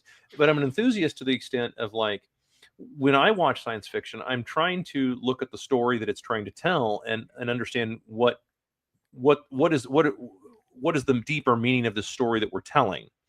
So, for example, if you look at and I use this example all the time, Blade Runner, right? We're familiar with Blade Runner. Blade Runner was based on a book called "Do Androids Dream of Electric Sheep" by Philip K. Dick. And the point of the story wasn't like cool robots. No, that wasn't the point of the story. It was questioning, what does it mean to be human? That's what that story was trying to. That was what it was trying to relate to people. Yeah. And like you guys missed it. You got stuck on the robots aspect of this. You got stuck in it's sort of like you guys got stuck in a loop of. It's the only way I can describe it. You got stuck in a loop of trying to figure out the physics of will that work? No, the answer is no. The answer is no. It won't work. But you missed the broader story. The broader story was contemplating human existence and what is original thought. It's sort of like a way of looking at yourself. It's a self-reflection of sorts, right? And that was what I got out of that. Not just, oh, cool robots. No. It's sort of like people getting stuck on on Star Wars robots, as opposed like understand like those are people in those machines. Like those aren't machines. Those are people in. C-3PO is a guy who is inside of that suit. He's not an actual robot. And I don't know. I think some people get a little stuck on that. But the answer is always more robots, and it's always something like, well, it's because you don't want to see the work being done. Like nobody wants to see how the sausage is made, right? Yeah. I mean, that's the rule, right? That's the rule. Nobody wants to know where does our food come from, right? I mean, like I just saw today, and I absolutely hate this. I find it thoroughly repugnant. The idea of raising animals in little cages their whole lives and then slaughtering them. I find that thoroughly repugnant.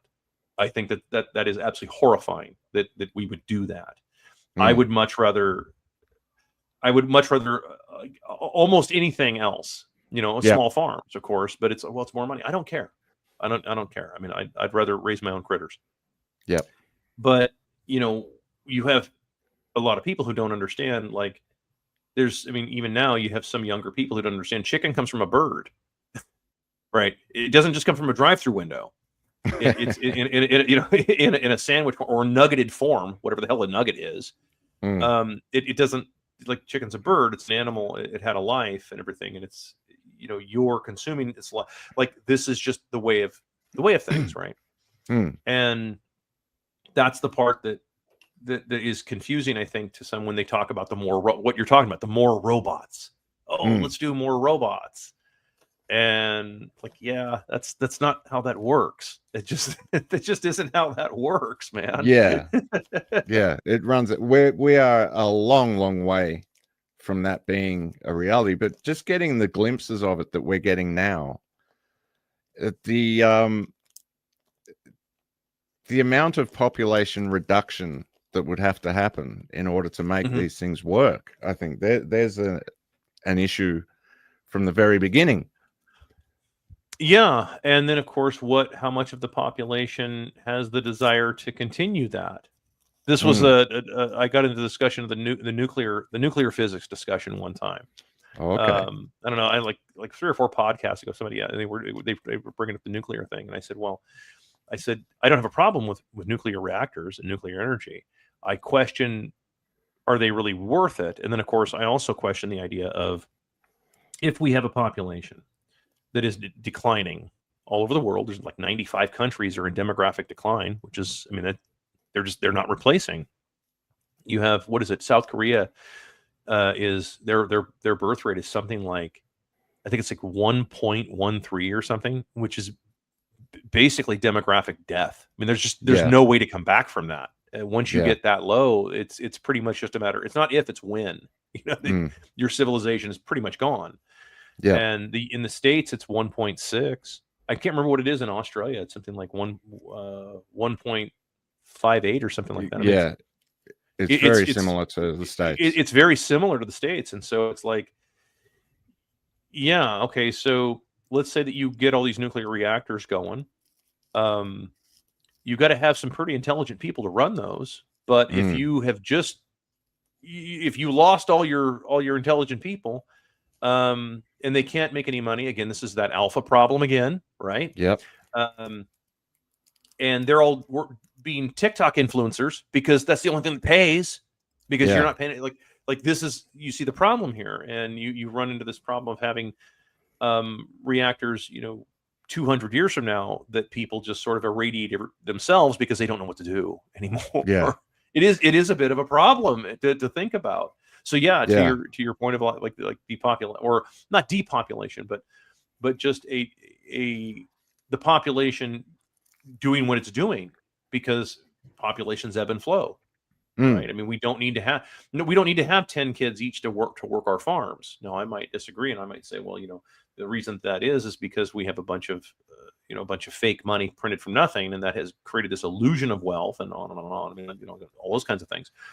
But until we correct, and then people realize that, I mean, if you don't want to have the sausage made, so to speak, by the your critters that are kept in little cages, you want to have then you need to actually have real working farms and people doing that, and that means that you have to do some work, not everybody else, right? Yeah. You're not in the management anymore. You now actually have to do all this stuff. And well, that was interesting in Idiocracy, in that film. I mean, civilization gets to a point where, like, the doctor comes in, he runs the computer. If the computer can't figure it out, he's like, well, I can't help you.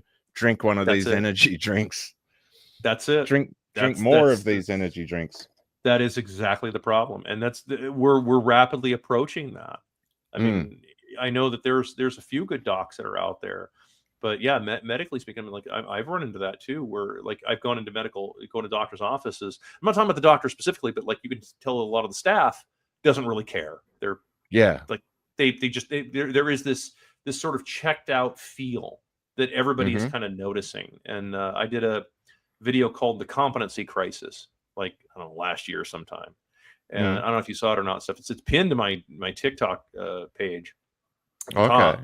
But I called it "The Competency Crisis." And I just pointed out, like, we're seeing this kind of everywhere. Your competency is breaking down because your division of labor is breaking down, and your division of labor is breaking down because your currency is breaking down. That's it. They are all connected. As your currency continues to break down and people can't really do anything. Men don't work for money. They work for that which money will buy.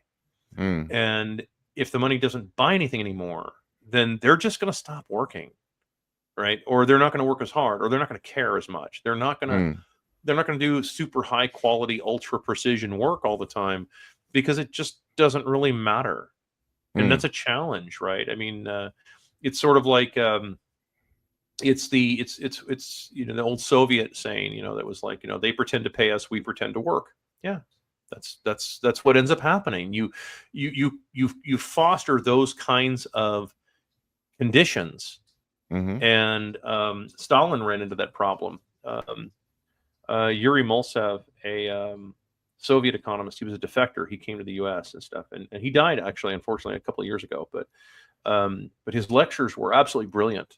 If you were really listening to see what his perspective was from a dying economy, right? Because that's very valuable information. It really is, because it's somebody who's actually grew up in a civilization that was collapsing effectively from the inside. And so his perspective is just extremely valuable to have. And, he talked about this, that this was the problem that Stalin had, is that, like, he would say that, well, people should work because you tell them to. That's not how people work, dude. That is not a thing. And so he's like, well, okay, then just go take a few of them out in the street and shoot them publicly.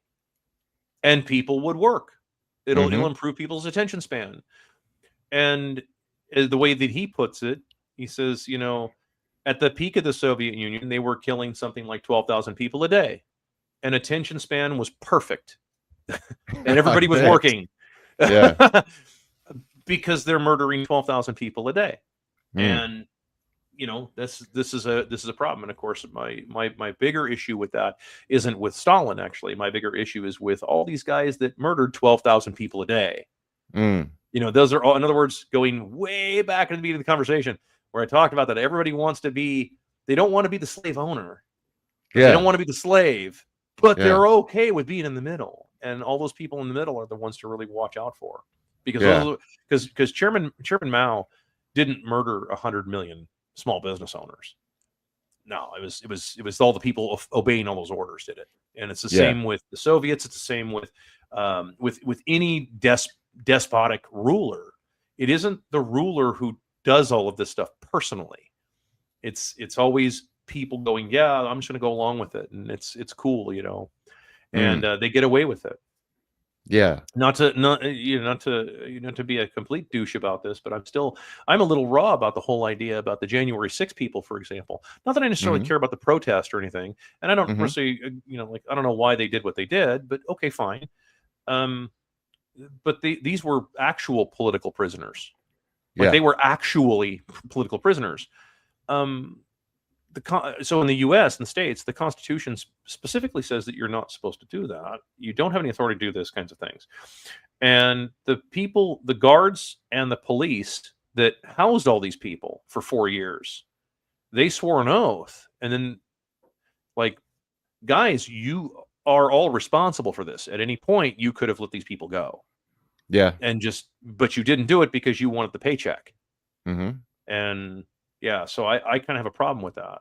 And this is why I don't Klan. And it's why I'm not liked by a lot of people, because I point this stuff out. Like, no, you guys are absolutely responsible for this. You, at any point, should have let these people out of there. You should have just, all the prison guards should have said, nope, we're not. If you want to take political prisoners, Biden, you can take them to the White House and you can store them at the White House. Good luck with that. But we're not going to be a part of this. We're not playing part to your political game and everything. And that's what should have happened, but it didn't. No, it's horrible. I'm just doing my job, or I was just following orders. That is a massive thing. I've been finding it interesting for a while now, thinking about the mouse utopia experiments. Are you familiar with those? Okay. I vaguely, I think I heard something about it, but I'm not familiar with it. So go ahead. Okay. Well, it was just basically they've repeated the experiment many times, but they set up this this mouse utopia where there's plenty of room, that they can all have their little houses. There's plenty of food. There's plenty of socialization, games that they can play, whatnot. They put them all in this big nest, I guess you'd call it. It starts off with 9 mice, and very quickly those 9, the population grows very quickly. And this thing can handle like 6,000 mice easily. It can house 6,000 mice. It gets to this point around, I think it's around the number 2,000, where the mice just suddenly turn on the civilization. They just start. Some of the mice will. Any mice that are trying to kind of just have a family and maintain a normal civilization, they go in and they just beat them up and they bully them. A lot of the mice become autistic in the sense that they don't socialize. Then there's mice that become just obsessed with their beauty and they just spend all day grooming. Some mice won't eat. It just hits this point where it gets to a certain number. Yeah, and it's like, things are too good. There's no challenge. I don't know what it is, and no one's ever quite figured it out. But I've wondered how much that kind of thing affects us. Do we hit a certain point where we just go, you know what, things are too good? Life is, it's possible. Dostoevsky, conjectured the idea that like, what if you had a civilization where everything was perfect for human beings and all they had to do was just eat cakes and busy themselves with repopulating the planet. And he said that people would go crazy. He conjectured that they would lose their minds. They would go crazy, that they would be not. And, there's a great, so I don't know if they have, you can look it up. They're in the 50s, the 1950s and late 50s and early 60s in the United States. There was a TV show called The Twilight Zone. Yeah.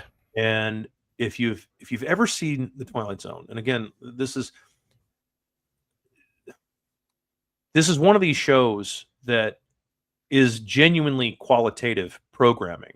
That was, that the creator of the show actually had true creative autonomy. The head writer, which was Rod Serling, actually had true creative autonomy and was able to do literally anything he wanted.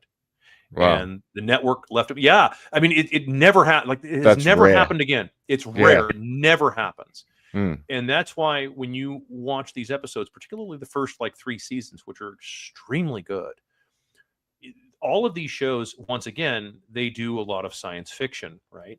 Yep. But it's not. It's science fiction in that, that's the framework of the story, but the story is telling you something much different. So there was one episode called "A Nice Place to Visit," and I recommend it highly. I'm not kidding. I would go and watch it. And any Americans that see this, they'll know almost instantly what episode I'm talking about. If they are kind of sci-fi buffs, they'll know instantly what episode I'm talking about. And it is a man, and it's as in typical Twilight Zone form. They had no budget, right? So they couldn't afford big name actors, and they couldn't afford any kind of exotic sets. So a lot of times the stories were told with 2 or maybe even 3 people. That's it. Okay. But they did a wonderful job of setting this tone and really getting a point across to and of course that's why people thought they thought back in the day, it's oh, it's kind of scary. No, it's really not. It's only scary if you don't think about this kind of stuff. But if you take the time to think about it, it's not scary. It's asking the audience a question. It's putting the audience in a position of having to think. Once again, I use the Blade Runner example. So in this episode, this man dies and goes to heaven, where everything, I mean, literally, in the most literal sense, everything that he wants, he can have. Anything. Wow. And it's on tap. It's instantaneous. It's just, there's no effort, nothing for anything. And he goes to a casino and wins every single bet, every single time. There's no thrill of winning. There's nothing. It is this soulless existence. And he then goes to the guide, right? The guy, the angel, and he says, look, I'm probably in the wrong place here, man. Why don't you send me to the other place? Because this is not really for me. I mean, everything here is perfect and clean, and it's exactly what I want every single time. There's just, it's soulless is what it is. Yeah. And that's kind of what he's talking about. And of course, the denouement, of this is he's like, well, what gave you the impression this was the other place? And that's the funny part, right? Oh, And wow. and so because it's carefully skirted, Yeah. in this, it's never really taught. It's like, because you kind of think about it like, yeah, and that's kind of it. This is so going back to what it's like. They think they want this existence. You really don't, because your actions show something else. Mm-hmm. So, this is really kind of a problem, and I recommend, if you get an opportunity to watch a lot of these episodes, and they're all kind of like that. They're all they have their own little thing to them, and they are absolutely worth watching. And they are fascinating, and they're extremely well written, and they're not dumbed down. It's not like today's entertainment where it's all dumbed down. No. They don't. None of that's dumbed down. It's meant. It is meant for adults watching something to get something out of it. It's not dumbed down to the lowest common denominator. It's actually the other way. It's as high a quality as they could make it, given their circumstances. So, and since they didn't have a big budget, they had to rely on writing only. So it had to be the best writing. It had to be like the best lines, the best writing, because it's all they had to work with. So it's sort of it's Shakespearean in that way. Yeah. The way that all of these things are shown. So I mean, but yeah. So that goes to the mouse utopia. Like, absolutely. You gave them a utopia, but what's missing is challenge. People need challenge. And I would argue that a perfect life, I would argue that people would go nuts if they actually had absolute perfection, which is what that episode conjectures.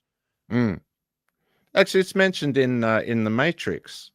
He says, it is. Yeah. It is actually in this. That is exactly right. Yeah, the first Matrix was a utopia. It was a paradise. It was beautiful. It was everything that people could possibly want, and it was a catastrophic failure. Yeah. I love that line. Yeah, it's brilliant. There's so much in that movie. Who knew it was about being trans? Yeah, no kidding, huh? Yeah, it was. I actually thought, because again, it goes into it goes a different direction, goes more cerebral, and as with a lot of things, I mean, especially if you're watching movies for the cerebral content, as opposed to just the action aspect of it. So, like my only criticism of John Wick, for example, my criticism of John Wick is that you have to suspend too much disbelief in the action sequences. Yep. It almost becomes distracting, because you have to suspend too much disbelief. Yeah. The story it tells is actually pretty good by itself. It almost doesn't need to have this over the top action. You could almost tell the same story. I mean, I think of it like this. What if, instead of and I'm not dissing Keanu Reeves. How could I? I mean, like, I'm absolutely not dissing him. I'm not dissing anything. I'm just don't you dare say anything bad about Keanu. I think that you could even use Keanu Reeves, because he is he can act. Yeah, he can do it. And I think if you took that same movie and you had like the Coen brothers direct it, I think you could get just as good a movie, but it would be a bit more cerebral, and it wouldn't be quite as distracting with the kind of the over the top action scenes that are like too unbelievable. And I think you don't need to have that, because you're telling a good enough story and it's followed up in the second and third movie and so on. And it's like, and again, I'm not a huge action movie fan. I never really have been, but when I watched it deliberately because everybody else had talked about it. I'm like, oh, you know what? Okay, hold on, I'll watch this and stuff. Like I'm just gonna go and see what it is. But it's like, but I watch it, I'm like, no, this actually is a good story. There's a really good story here. But they've kind of gone a little too far overboard with some of the action sequences. You could leave the story the same, change it slightly, make it a bit more cerebral, and you'd actually have a really good movie. Have something that would, and you could use the same cast. You could use the exact same cast, exact same guys, Lawrence Fishburne, all that. You could use all the same guys, and it would just have a different flavor to it. And so that was just my opinion anyway. So I really want to see John Wick made by the Coen brothers. That would be insane. That would be so good. You know, or love to see that take. That was just what I was. This was the first ones that came to my mind, and everything was the Coen brothers. Because I was trying to think of, like, okay, what if you were to take the kind of the cerebral and poetic qualities of No Country for Old Men, and you mixed it into John Wick, which would be absolutely fascinating. Yeah. It would be an interesting way to tell that story. Yeah, I'd love to see Anton Chigurh doing, like, oh, no kidding, somersaults. That'd be insane. That'd be so good. The couple of interesting, The Matrix, there's a line in there that there's just so much in that movie, but there's a line in there that I've related to so many times. It's where Cypher is having dinner with the agents, and he's saying, I know this steak isn't real, but I eat it, it's juicy. He said, oh no, perhaps it's in another part of the movie, but he says, why didn't I take the blue pill? Right. And there's so many times I've had so many times in my life in the last few years where I've just been like, I'm so tired of all this, of this information, constant. It's relentless. Like how deep do these rabbit holes go? Yeah. Where does it all end? How do we escape this? And and very often I'm like, I just want to go back to sleep. It's the very first video I ever did it's on YouTube. It's called the primer video. It's the very first video I ever did. And I gave everybody fair warning right at the beginning. I said, I explained, I used Penn and Teller. The Penn and Teller are magicians in the US. I'm sure you've heard of them. Yeah, anyway, no, Penn and Teller. And I've been to their show, actually, and it's a fantastic show. Mm-hmm. And I went there. I sat, I think, in the second or third row, and it's a great show. And they do this trick called the cups and balls, and it's a famous trick. The way that they do it, because they use clear cups, and through this entire act, this that they've got nailed down so good and so perfectly timed that they even explain to you while they're doing it how they're doing this trick, and you still can't believe it. You're watching them do it, and they're telling you what they're going to do, and it's still amazing because they're incredibly fast. With this trick. And so the analogy that I used for people, I'm like, once you know how all these tricks are done, just keep this in mind. You can't unsee it. Right. And everybody who's ever been fascinated by like a cool magic trick, as soon as you see it from like a slightly different angle off to the side, and as soon as you see how that trick is done, which is because it's all about what you're seeing in front of you. Very few magicians let you sit over here and everything. They don't let you do that for a reason, because it's all about creating the ambiance, for lack of a better word, that they're going for. And as soon as you see how that trick is done, you can't unsee it now.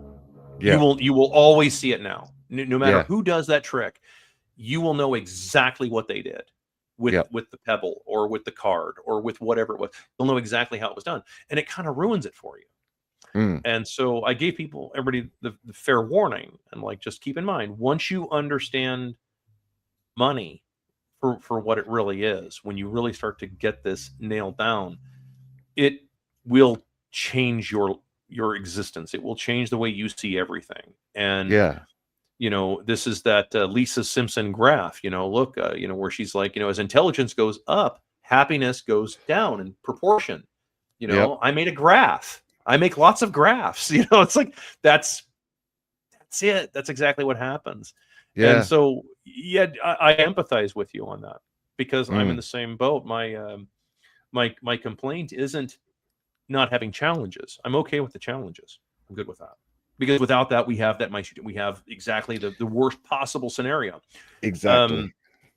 So I'm okay with the challenges, but you have to be able to win occasionally. And this is the part that, so Jordan Peterson, and he gets a lot of shit for a lot of things now and stuff, but his early work was absolutely awesome.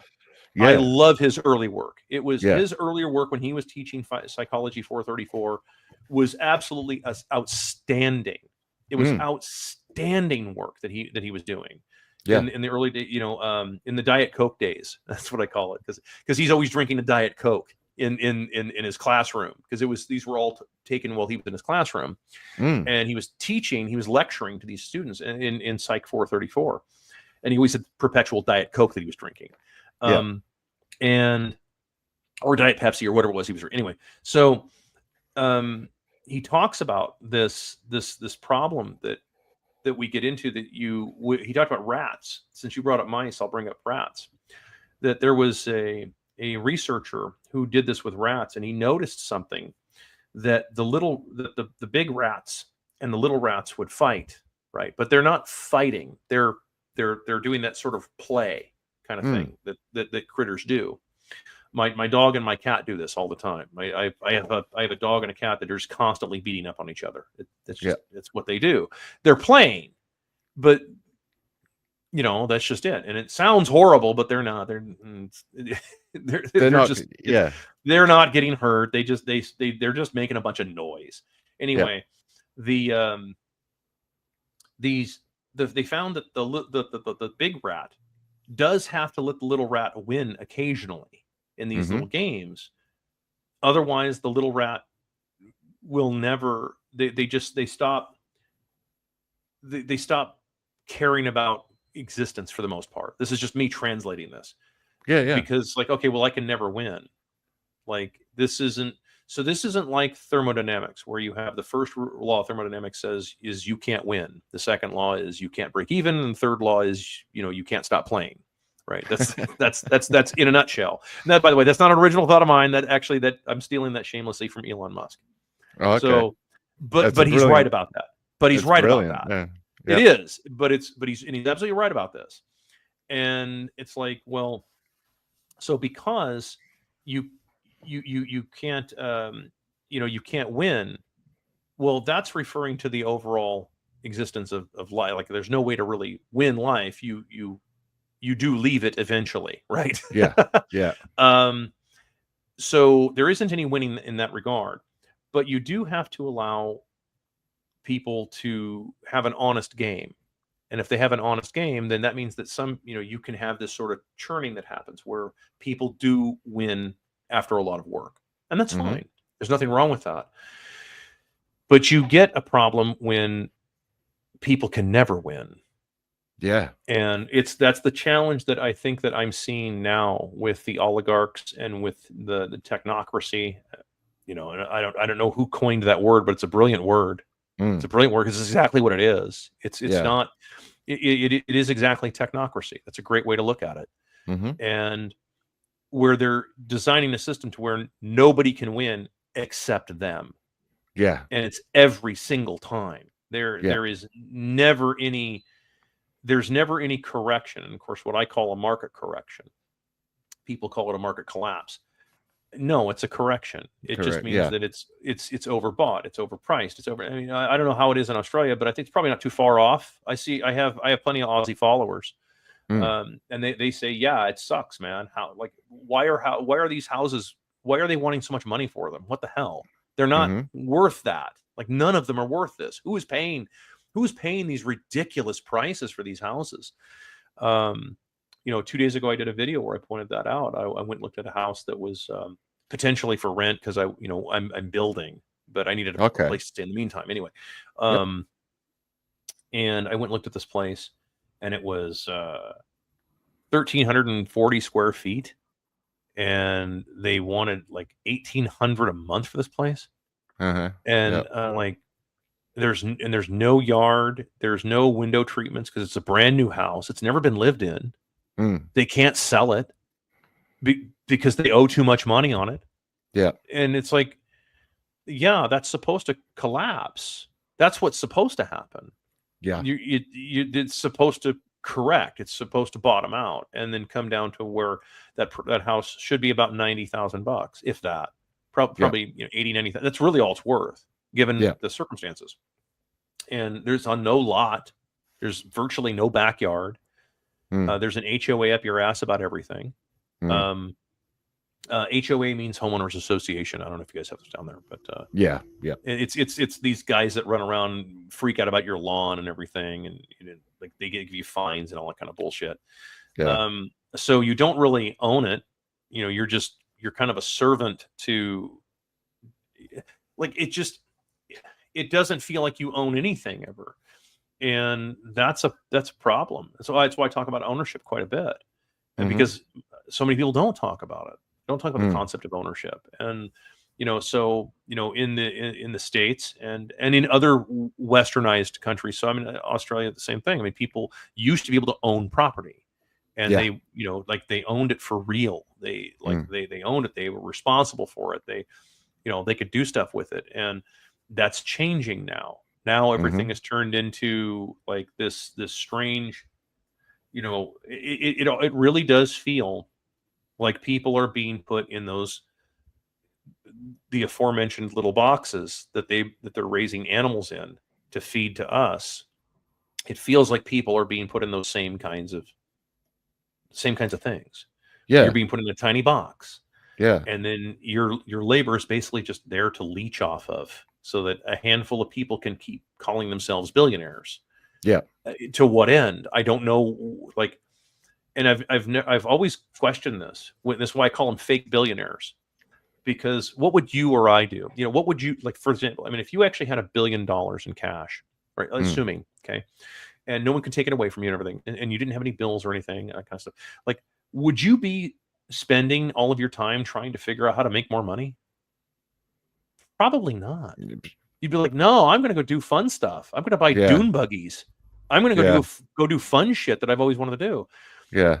You wouldn't be doing what all these billionaires are doing now, where they're just trying to make more billions. Yeah. Like at a certain point, you max out, right? I mean, like this, and we all know this. I think every man knows this, that instinctively, at a certain point, you max out. That cars only get so nice, houses only get so big and beautiful. Steaks only get so thick and juicy. Pieces of ass only get so good looking. At a certain point, you max out on all of that. Yeah. And another $10 million is not going to do anything for you in your day-to-day existence. Another $1 billion is not going to do anything for any of today's fake billionaires that they can't do already in terms of day-to-day type normal existence. We're not talking about buying Twitter. We're not talking about that. I mean, we're talking about like normal stuff where you're waking up. Your breakfast is only going to be so good. Assuming you eat breakfast, but your coffee is only going to get so tasty. Your wines max out at dinner time. You can only drink so much 2010 Shadow Petrus at $4,800 a bottle. I mean, you can only do that for so. It's like at a certain point, it just kind of doesn't matter anymore. Yeah. And so I question this. Like, what exactly is your goal with all of this with these guys? Yeah. And it's like, why? Why keep doing this? It just seems like there would just be other things you can do. I really think it's because they owe too much goddamn money, personally.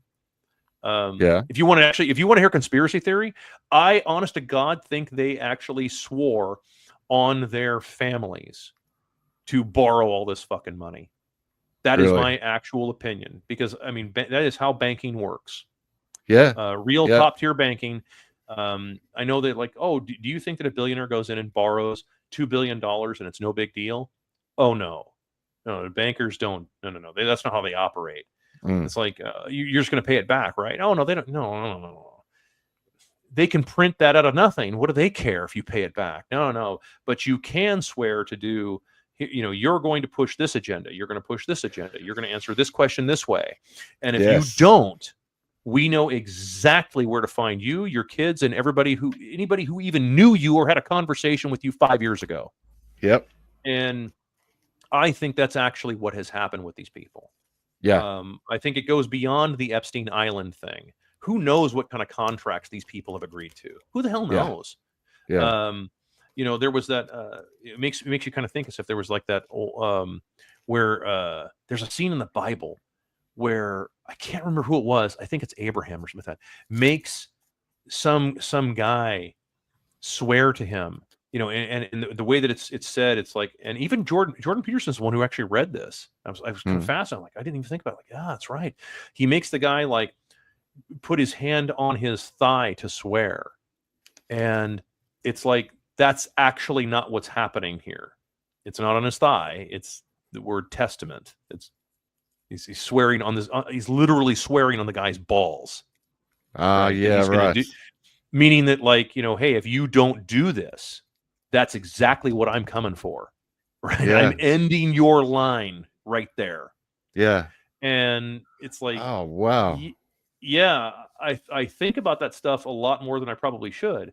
And I'm like, and this is actually the first time I've actually talked about this. Because I usually avoid this kind of stuff, just only not necessarily because I don't think it's wrong or anything, but usually but also if I talk about this on some platforms, if the algorithms will fuck it all up. Yeah.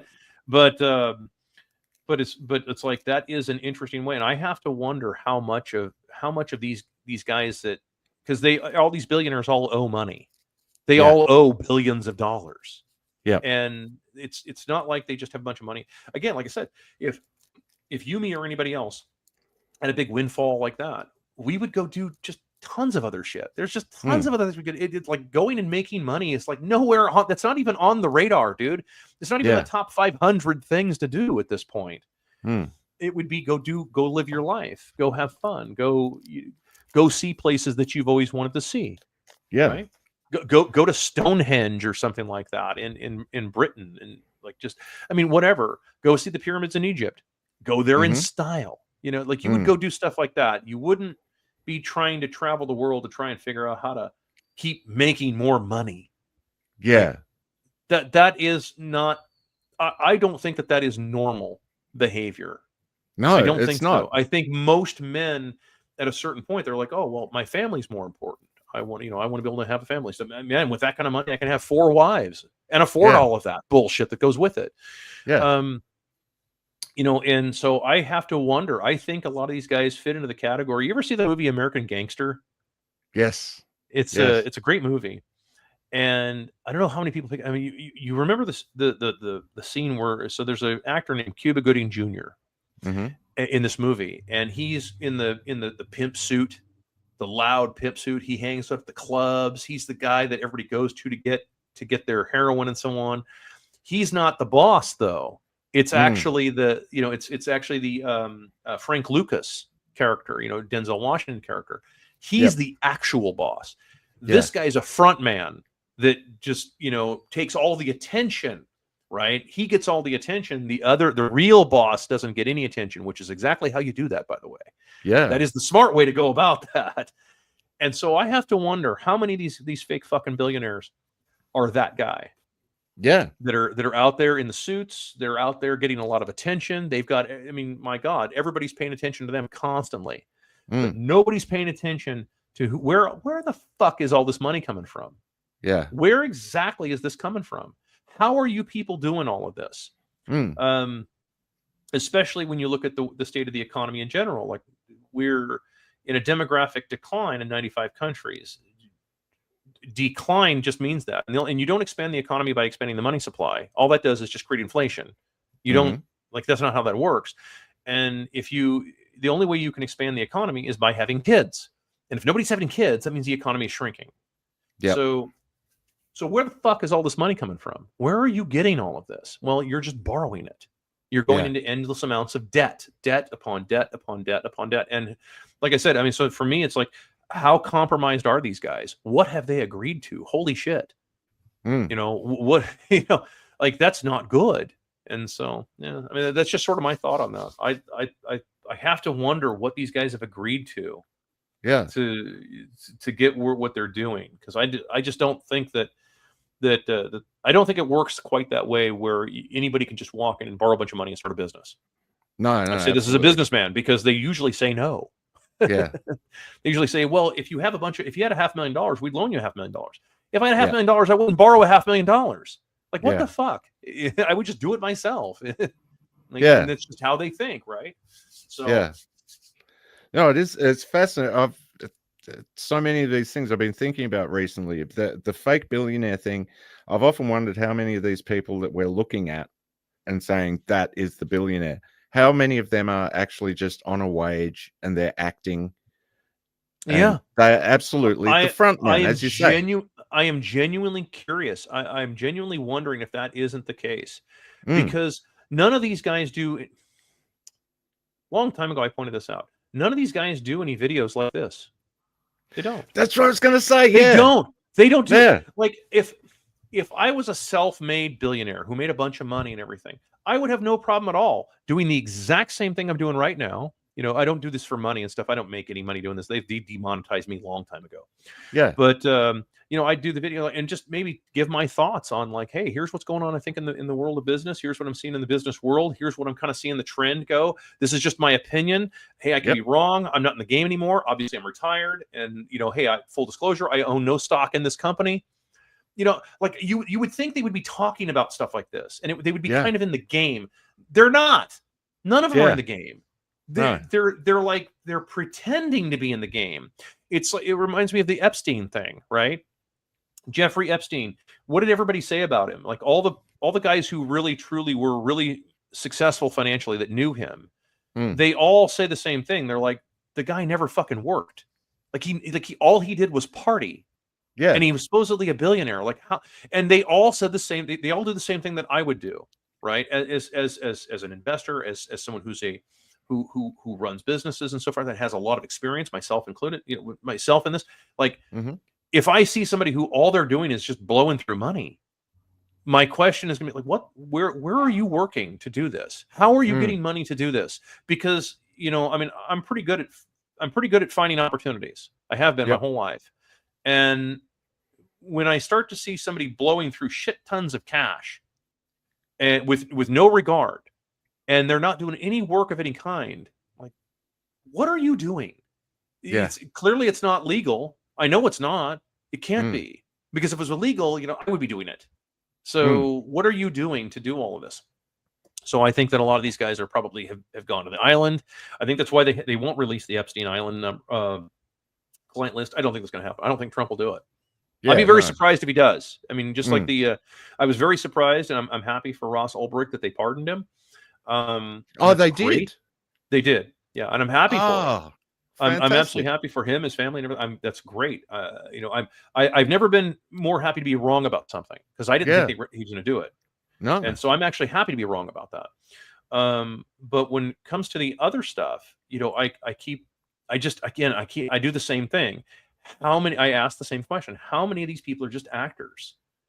Because they don't seem to be answering any real questions. They seem to be so far disconnected with real life that I don't know how did you make that much money and be that disconnected with reality?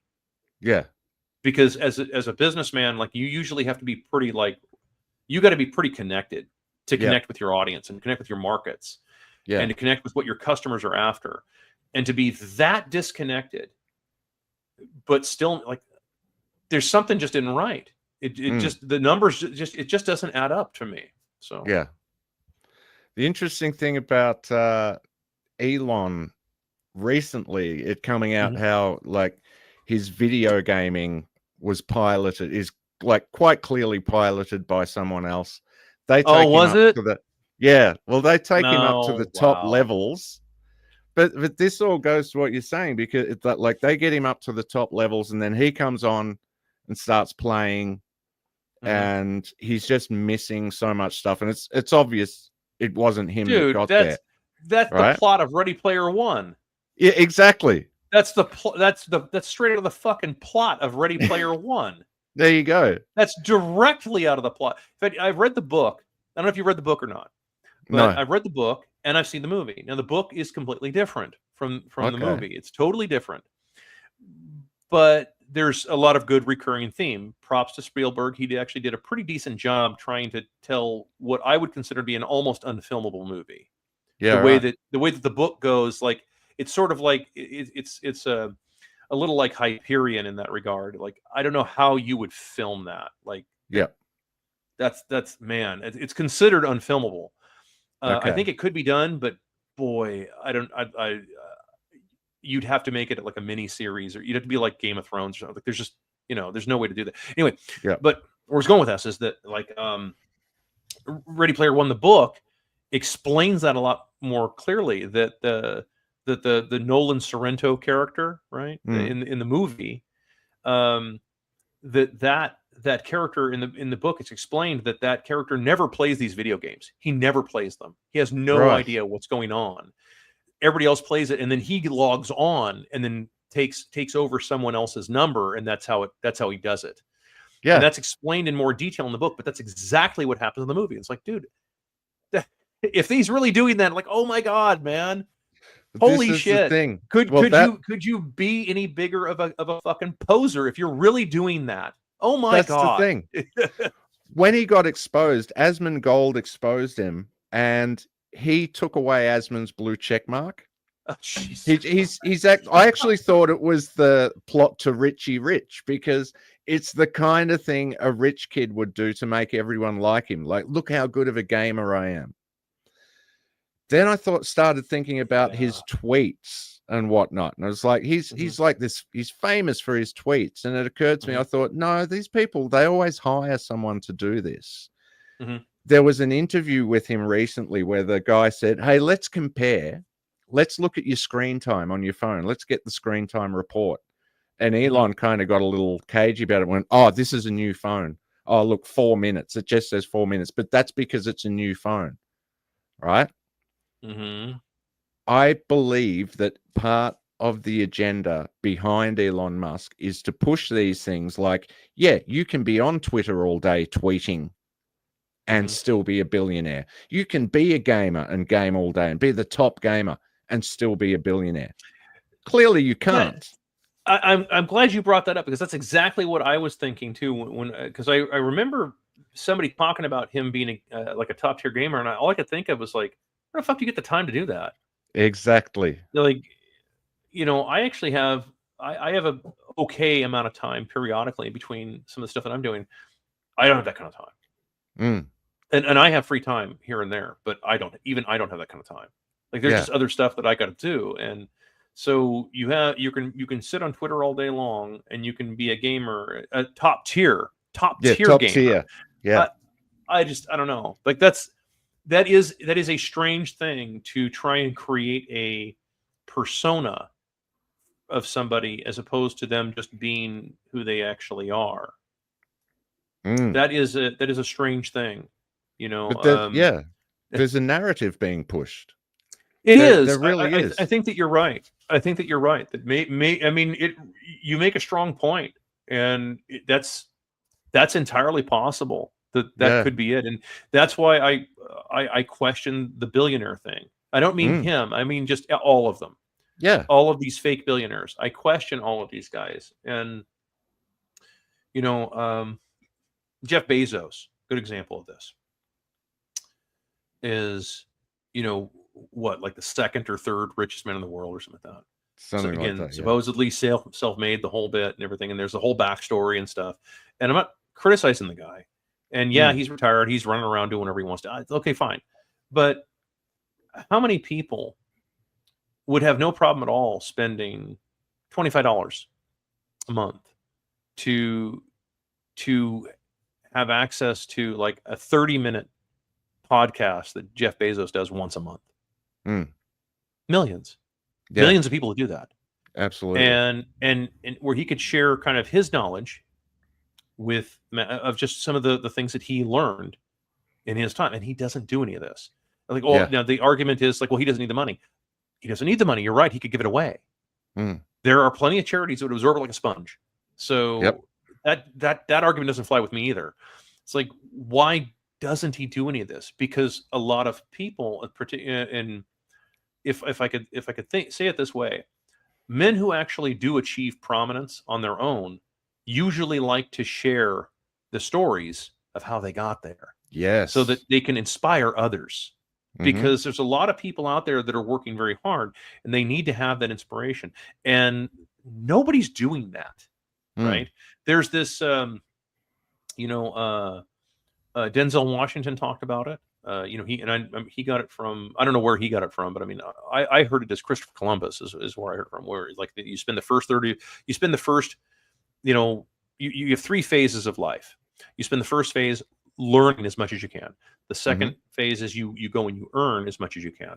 And then the third phase is that you explain to others, you kind of teach, and you're not doing it for your own self-aggrandizement. You're doing it genuinely to help other people so that they understand that yeah, it's going to be difficult and you're going to have all kinds of successes and failures along the way. You'll have probably more failures than successes, which is reality. But this is what I learned, and so you can learn from this, right? This is where you're doing the teaching instead of the learning.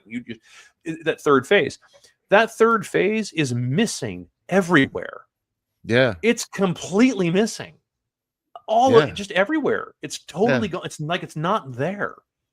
None of these people are taking the time to teach it. And I think this is, again, speculation. I think it's because they don't have anything to teach. I really do. I think that you're right. I mean, if it is a narrative, right? Yeah. Then it's just, oh, well, what would you teach then? How to go into debt? How to just keep borrowing a bunch of fucking money? How to print it out of nothing? What would you teach? Yeah. And I think that that's part of it. Also, they would have to admit the amount of help they had and how much they've been propped up because, and I'll say the same thing. I'm not criticizing any of these guys. I'm just observing what I observe. No, it's just an observation that I have. Yeah. I could be totally wrong. I could be totally wrong, but you know what? I call it like I see it. Yeah. And if I don't see anybody like really doing it, like, okay, why not? Yeah. Well, when we see what's happened to that CEO recently, why wouldn't you put someone else in the firing line? Yeah, no kidding, huh? Yeah, that's it. Yeah. Well, yeah, because if people really knew where the head of the snake was, you could go straight there.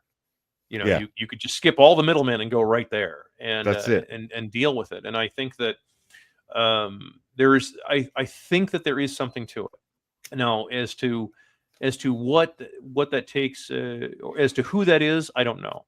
Yeah. My speculation is it's whoever is in charge. Once again, it's whoever is in charge of conjuring all of this money.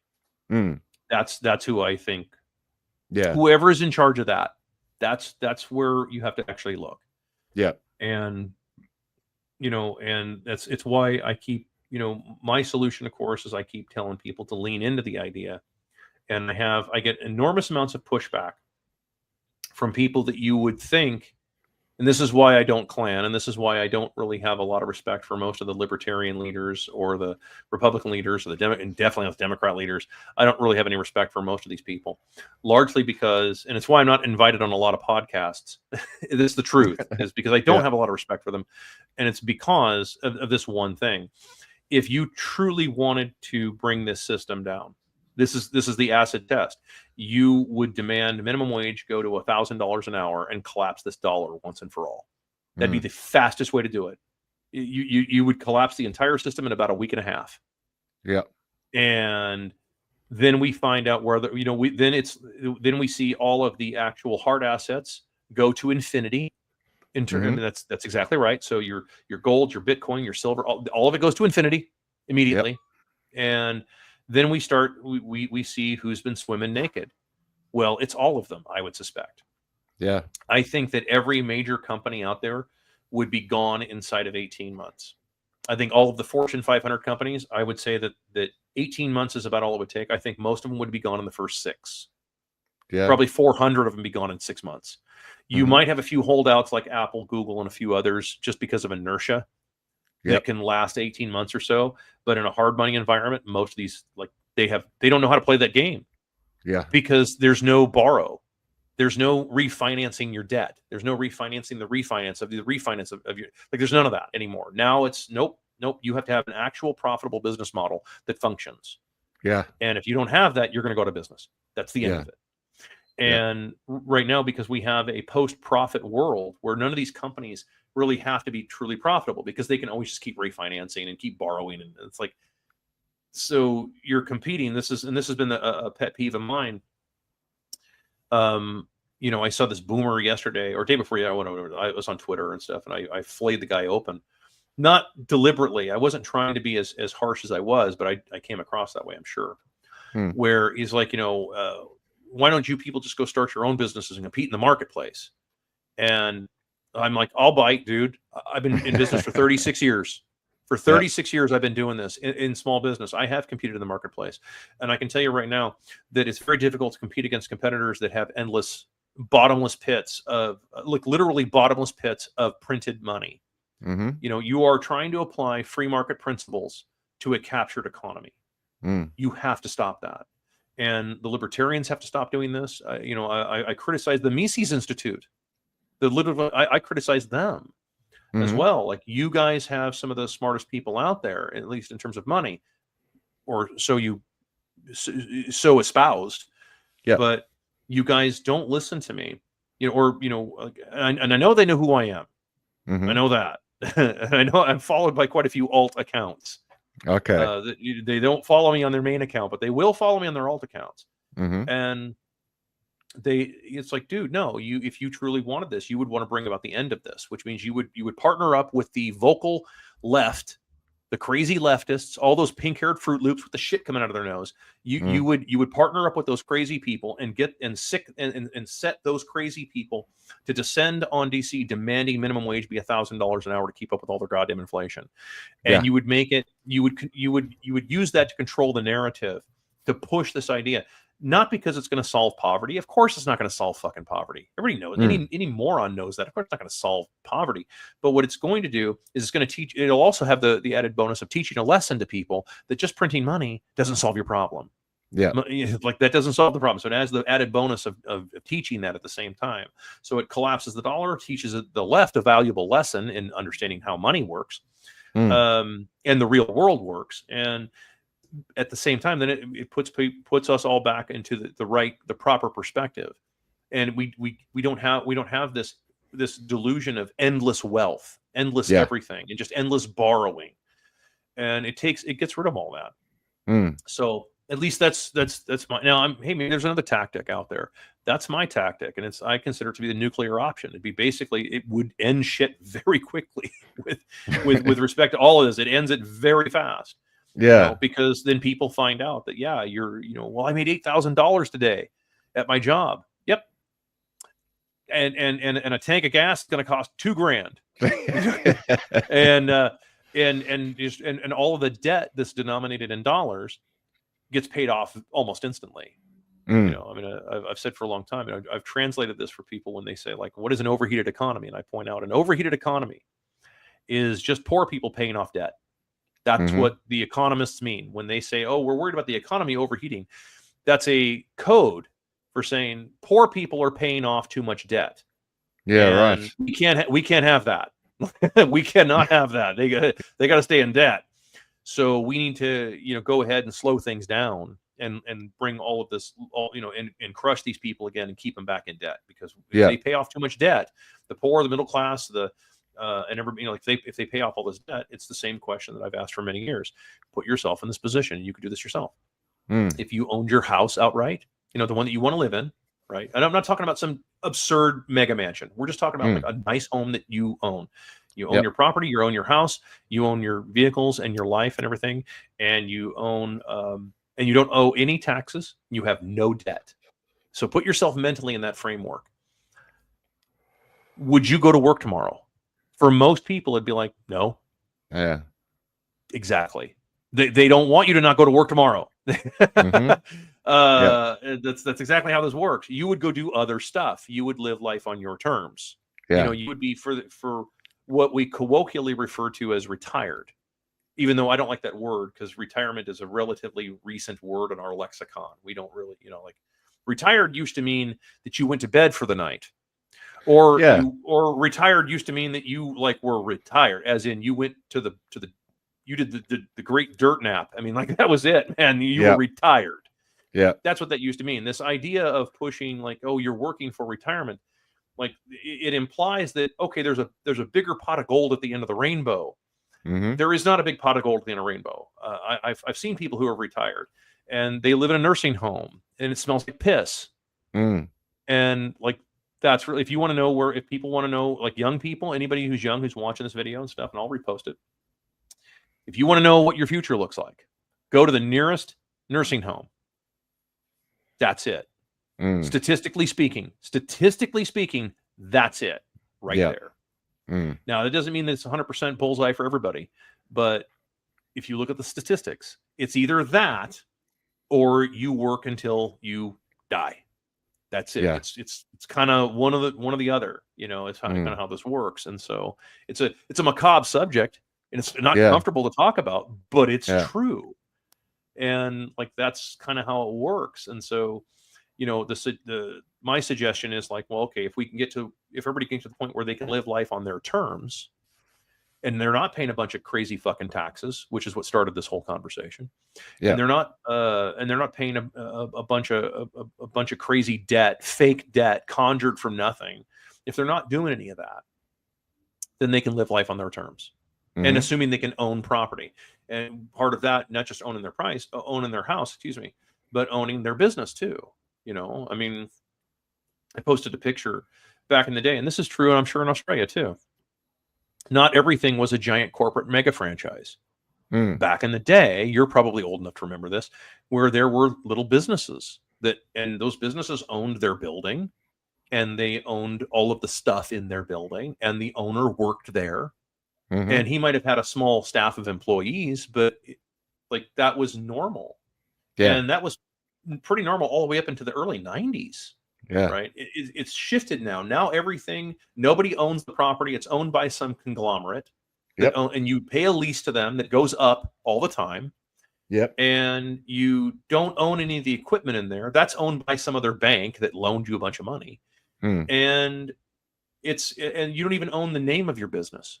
It's a franchise. It's owned by, who fill in the blank McBurger douche or whatever. It's like you really own none of this. You're a glorified employee. Mm-hmm. You're the lower end equivalent of the fake billionaires, for lack of a better way of explaining that. It's like, this is not healthy. This is not healthy because you're not actually learning anything. You're just showing up and going through the motions. You're not doing any of this yourself. So you're not learning anything. In other words, what would you teach? If you don't know any of this stuff, then you have nothing to teach, right? I mean, so exactly. I grew up in that system. Like I grew up our family, we owned a business, we owned the building it was in, it was quite successful. All that kind of began to collapse in the 80s and 90s. Now, my business, I am a franchisee to people who just positioned themselves very well with another company. And I'm now more and more learning about how screwed this entire system is. And it's nuts. One of my companies is a franchise company because there's not a whole lot of options. I don't have much of a choice. So one of the companies I'm independent on my own on other businesses, but one of them is a franchise, and I have to deal with them changing. And this is what's really fucked up about this. Not to just inject a personal or professional, but there's something that people can learn from this. A lot of these big franchises, the big owners of these franchises are usually they're very generous with your time and your money. They're like, oh, we've decided to run a sale. Like, I don't care what you've decided. You're very generous with my money and my time. We've decided to add extra warranty service. Who's going to pay for that? Yeah.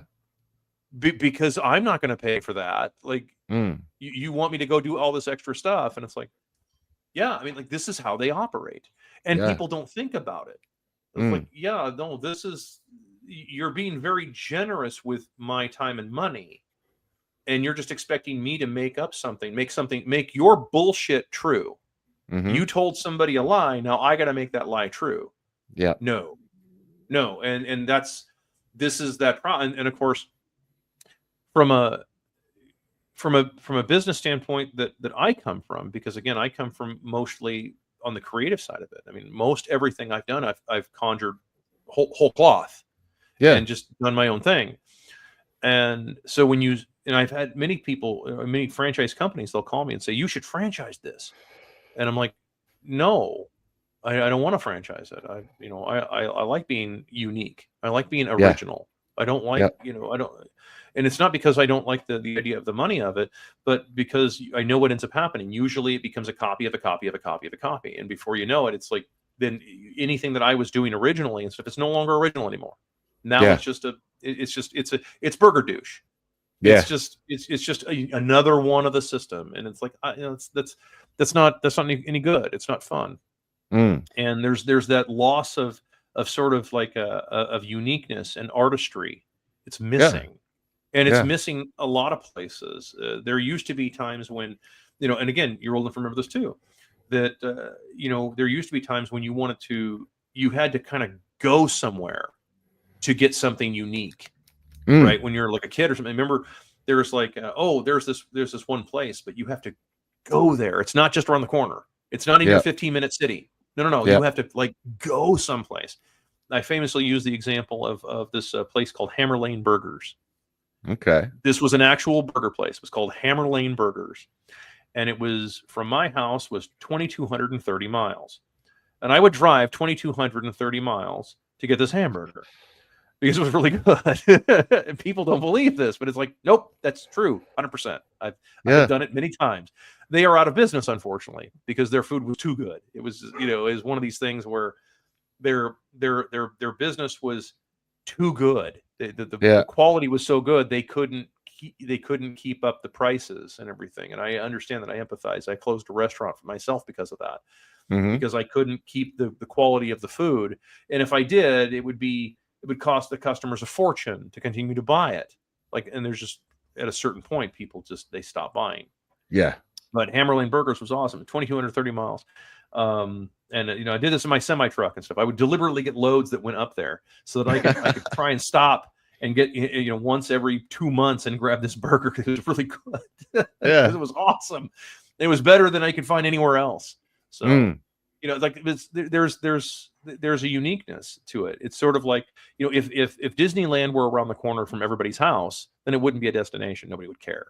Yeah. Whatever. It's just, and there's, sometimes you need that kind of stuff. Sometimes you need to have those kinds of things, in my opinion, and that's the part, that goes back to the mouse utopia, right? It's sometimes you don't want that. You want to be able to actually have, set some kind of a goal and then achieve it because, what is it? Happiness is part of achieving a goal. Yeah. As opposed to it's the achievement of a goal, not the goal itself. Usually when you get the goal itself, it's like, oh, this is kind of cool and all and stuff. Now what's next? Yeah. That's kind of how it works, right? Yeah. Well, in Australia, there's a company called Jim's, and it started out, it was Jim's Mowing. And now you see these things everywhere. And there's Jim's Antennas, there's Jim's Pet Wash. I think it's all the way down to Jim's Hand Jobs now. I don't know what, like they're just, they're into everything. But the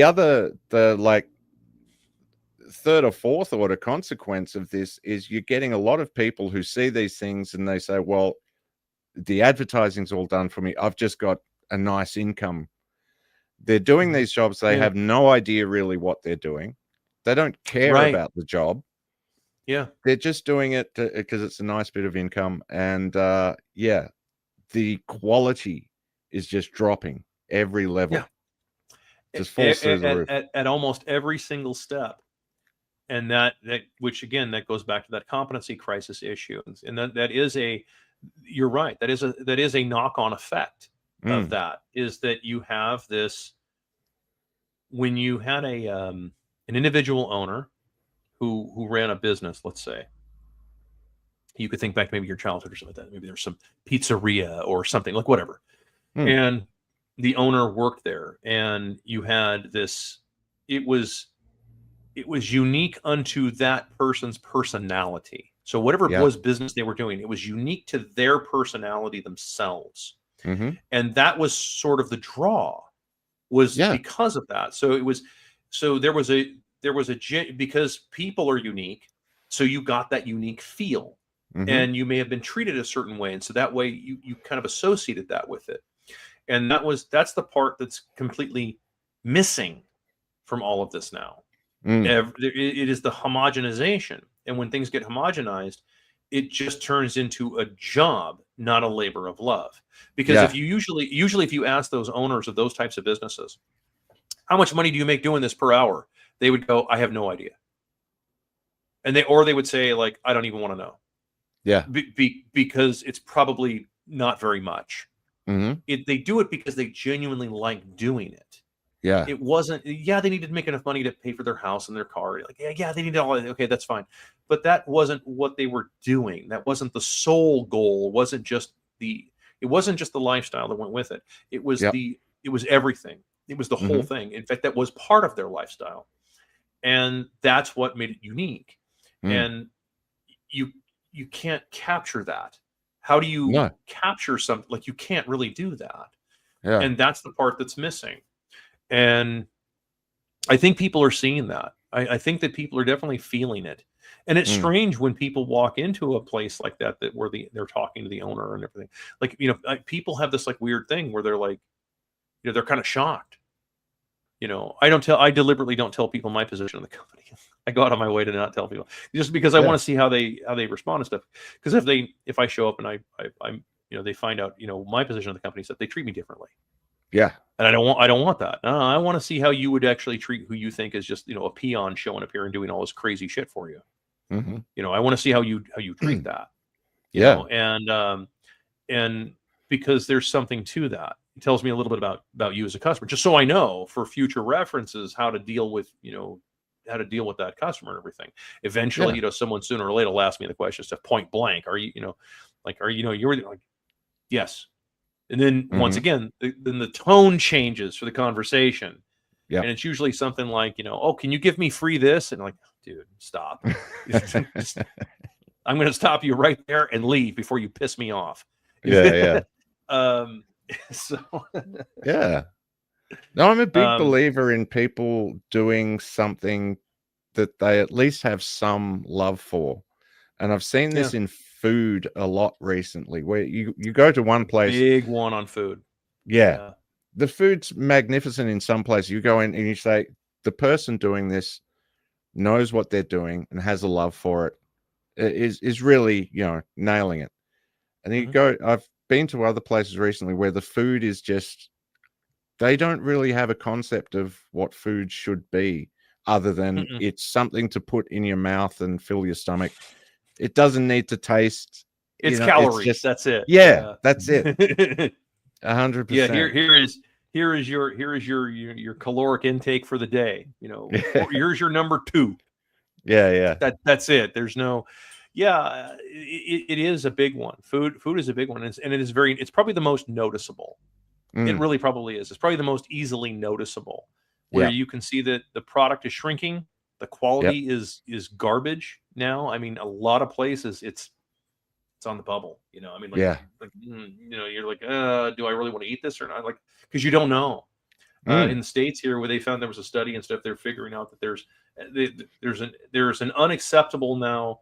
An increasing unacceptable amount of human meat in meats that are going out there.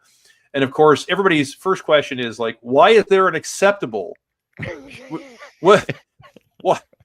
Stop with the unacceptable. Let's talk about why there's any acceptable part of this. And like, of course, the argument being like, well, yeah, but if you cook it all the way through, you're focusing on the wrong problem here. Okay, yes, I realize if you cook it all the way through, I get it, but why is there? Why is that the case? Yeah, we don't need to have Soylent burgers. Why? So, yeah, this is a but we're seeing the product shrinks. The quality is getting shittier. The food doesn't taste right. I like 2-3 days ago, I was mentioning this. I was talking to my Gen Xers, and I just like same thing. And older millennials will remember this too. Like, the food tastes off now. It's not the same. It just doesn't have the same. you know, and I don't mean that in a nostalgic way of like, oh, I'm getting older, everything sucks. No. I mean, like, it is objectively, it does not taste the same. Yeah. So the example I used one time was like, and like all of my friends agree with this. All of us in our 40s and 50s agree with this. Like, you know, eat like a bag of like peanut M&Ms or a Snickers bar, and all of them will say all they taste is sugar. Yeah. There's no discernible flavor anymore. It just tastes like sugar. That's it. There's nothing. You don't get any other flavors. You just get overwhelmed with nothing but sugar. Mm-hmm. And it's like, yeah, that's it. And it's the same thing, I think, with like with a lot of this stuff. You can't really taste a lot of the stuff in it anymore. It just tastes like blah. Yeah. It just doesn't have any. So yeah, I mean, that's it's been interesting, you know, but it's definitely something that I'm not the only one who's noticed this. Lots of other people are starting to notice this. Yeah. I found it fascinating when people put down a piece of a Snickers bar or something next to ants, and the ants won't touch it. Right. They just go, we're not even touching it. It's nuts. Yeah, it's like the margarine versus butter, right? I mean, all we cook here with clarified butter. It's all my wife and I use clarified butter, you know, or regular butter, depending on the recipe, or EVOO, you know, extra virgin, you know, olive oil, the highest quality I can find, you know, because it's hard, you know, it's hard to know in olive oil. Yeah, I mean, that's just it. It's like, it's not the same. It isn't the same. It is not the same thing. And so, you know, and younger people, I think, are getting a disservice on this because they still like you just don't know. It's tough, and it's tough to tell that to a younger person who's in their 20s is like, just like, you don't know.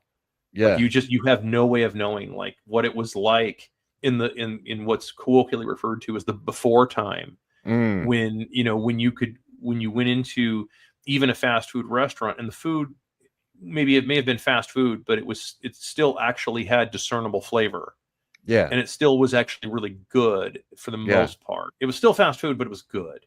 And it didn't make you immediately want to go to sleep afterwards either. Right. Yeah. It didn't have any of those properties. Now you have these, you know, I guess in the States we've come full circle. We have officially crossed the fucking Rubicon here. We've come full circle where Burger King now is actually advertising. They have an advertisement on, you have to look this up. I couldn't believe it. They show their burgers molding to prove that, yes, it's actual food. It's them trying to say, no, like, this is how far we've gone in this world where Burger King is saying, look, no, see, mold will in fact grow on this. Wow. That's from the McDonald's thing, because the guy they put the there is a woman who is doing a study on that. She's been doing it for something like 30 years. She has like a warehouse of burgers on shelves out in the open air, just sitting on plates, and none of them will mold. None of them will decompose. None will degrade. None of them. And she's been doing this for like 20 years now or something like that. And it's the weirdest thing in the world to see this woman doing this study, because there's shelves upon shelves of fast food in this woman's, whatever her research facility or warehouse or her, God forbid, her garage or something like that. But they're just sitting out there in the open. There's no cover. There's no nothing on them. And they look the same as they did the day she bought them. Even the lettuce, none of it will wilt. It's like nothing. It's like there cannot be anything good out of that. This probably should not be consumed by anybody if that is the case. If you have a product where the cheese will not mold, then it's probably not cheese. Yeah. The bun will not grow any kind of mold. It won't decompose, and it's still soft and squishy. Like, dude, no, that's not how bread works. Bread turns into croutons. It's supposed to. It's like, that's normal. It's not supposed to stay squishy for 25 years. Yeah, that's not normal. I don't want to live in a world where you can like be moving out of your house and find a burger under your couch and go, it's still good. It's still good. Yeah. Oh my God, that'd be horrible. It's like that's that. God, that Simpsons episode where Homer's eating that sandwich for Yeah. like 5 days or whatever it is. He's still eating this sandwich. It's I still can't good. stay mad at you. Yeah, that's Oh. yeah, that's it too. And especially nowadays, if you were to retool that same episode, it'd be like the sandwich would still look the same. Yeah. It would look the exact same. 5 Yeah. days later, it would look identical. Yeah. But yeah, that's just it. So all of these things that I've noticed, the same things that I've noticed too, that you do see it with the quality of the food, and it is probably the most noticeable because it's something we all have in common. Yeah. When we do certain professions, right, we'll notice that that are highly specific. Like I noticed that my screwdriver, the quality of my screwdrivers is going to shit. But that's highly specific. Like unless you're using that for tools for work, you wouldn't you would know that, right? But food is something we all have in common. Yeah. So Well, the that interesting we all kind thing- of notice.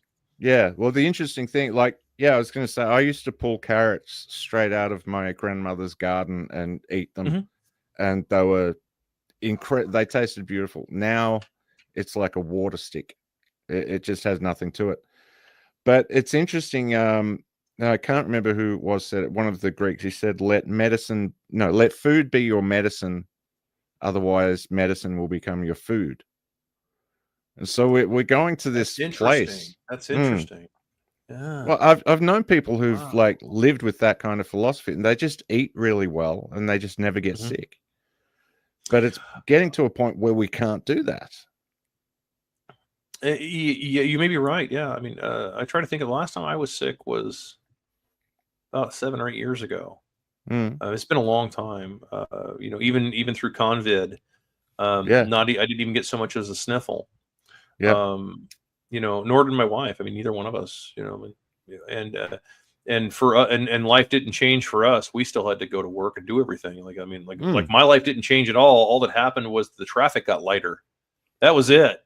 There was nobody on the roads. I'm like, oh, this is actually badass. We should do this more often. Yeah. Holy shit, I can do 100 miles an hour everywhere. There's no one on I live in Houston. There's no one on the freeways. Yeah. These are big racetracks. It was awesome. I had quite a few moments. Yeah, I had quite a few moments. And all the during all cops that were at thing. home. So, there was no tickets because there were no cops. So I'm like, my God, this is awesome. Yeah. But no, none of my existence changed, and I still didn't get sick or anything. And it probably is diet related and everything, because we try to eat as good as we can. Yeah. I have my moments too, like anybody else. But I try to keep it infrequent. So yeah, me too. I'm noticing it more and more, the impact, because I try and eat better now. If I have any fast food, I keep it to a very small portion, just because afterwards I know I'll feel horrible. Doesn't take long either. Yeah, 2-3 hours. Yeah, it's fast. Yeah, it's very quick. I can't remember if you posted it or someone. I know I reposted it. There was someone talking about they own a restaurant and they were getting this grass-fed beef. And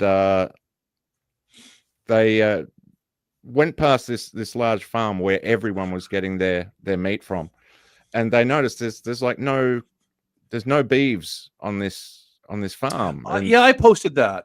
You did post that. Yeah. I posted that. Yeah, that was a guy. It was on TikTok, and I reposted it on X as well. Yeah. And there was a guy he was talking about. He was a restaurant owner, and he noticed that that the guy says, oh, well, there's a loophole in the law for the FDA that says, oh, to be considered certified organic, it just has to have 6 weeks of grass. The rest of the time, you can just give it whatever the hell you want, and it's a cheat. And I mean, I posted that because of just to point out to people I mean, beware of all this, because a lot of this stuff is again, remember, fake money begets, and I not to sound like a broken record, but it's true. Fake money begets everything fake after that. Everything just becomes fake. Everything becomes bullshit after that.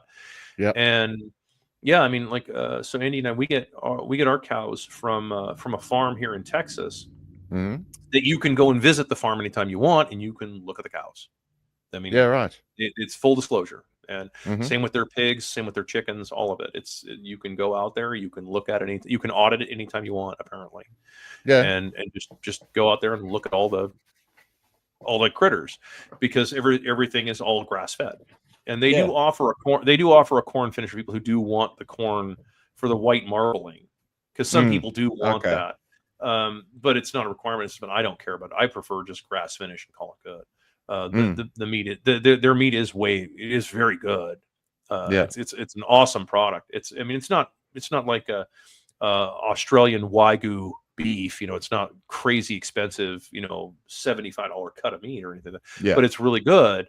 And there's no antibiotics, no steroids, no nothing.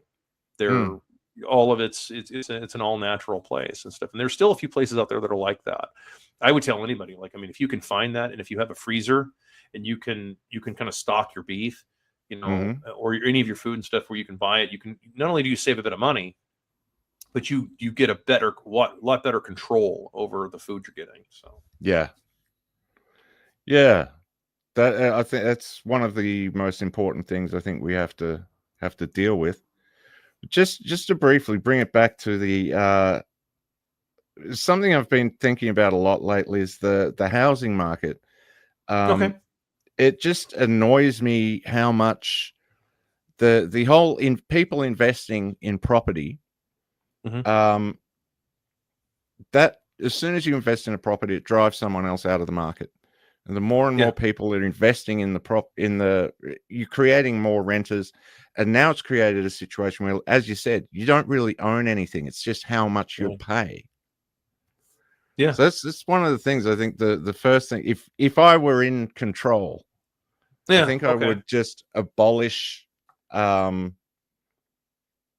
if you were going to, the only way you could invest in a house is if you had a kid and you were basically, the kid was going to get that house when they turned 18, something like that, just to correct the market. Something to that point. Yeah. Yeah, I think something like that, or going to something like we're just simply saying that, like, you could do because I agree in principle. You're right. I mean, it has gotten to the point where of ridiculous. And of course, you don't want to have a nation of renters. Nobody. No. I rail against this constantly, and this is the part that I get. The conservatives get really upset with me on this. And this is really true. I mean, a lot of conservatives get upset with me on this. They're like, well, I'm buying this as an investment and business and blah, blah, blah, blah, blah. And I'm like, yeah, but the problem is what you're doing is you're complaining then that the people that are renting are voting for increased taxes because they don't own any house. So since they don't own anything, in other words, you're kind of creating the circumstances that is causing people to not care because they don't own anything. You do not want a society of renters. You don't want a nation of people who own nothing in the country that you've told is theirs. When you do that, you get this. You get the people who feel detached, who don't feel like they are, just like we talked about, like they don't feel part of society anymore. They don't feel like they're a part of the program.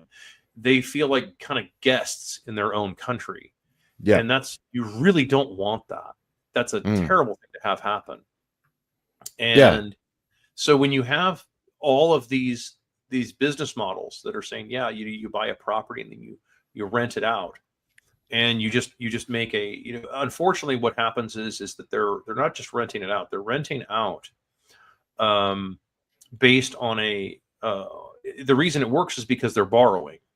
Nobody would pay this much money. Nobody would pay. I don't know what the exchange rate is for an Aussie dollar and stuff, but I mean, like, what is your average house price down there now? What, like $400,000, something like that? Depending.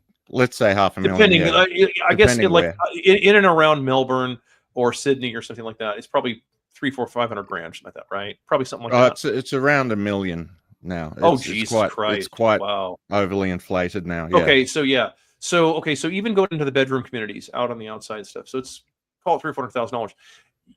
You would not, a normal person would not, if you couldn't borrow any money, if there was no way to borrow money, and you just waved a magic wand and you just ended the borrowing of money altogether as an idea. then somebody with $300,000 would not buy a house and then rent it out. Yeah. They wouldn't do it. They would never pay $300,000 in cash that they couldn't pull back out in the form of a loan. Yeah. To get a $2,000 a month rent. Because the time it would take to get a return on that investment, $300,000, even at $2,000 a month, is what, 150 months? Yeah. So you're talking like what, the better part of 12 years, to get a return. And then your return starts then, right? Because the first part of it, you're just getting that money back that you went out of pocket. Yeah. Now you're getting a return after you've paid yourself back, but now you have to maintain the property. So now you have to put money into the property to maintain it. Nobody in their right mind would ever consider that to be a reasonable business model.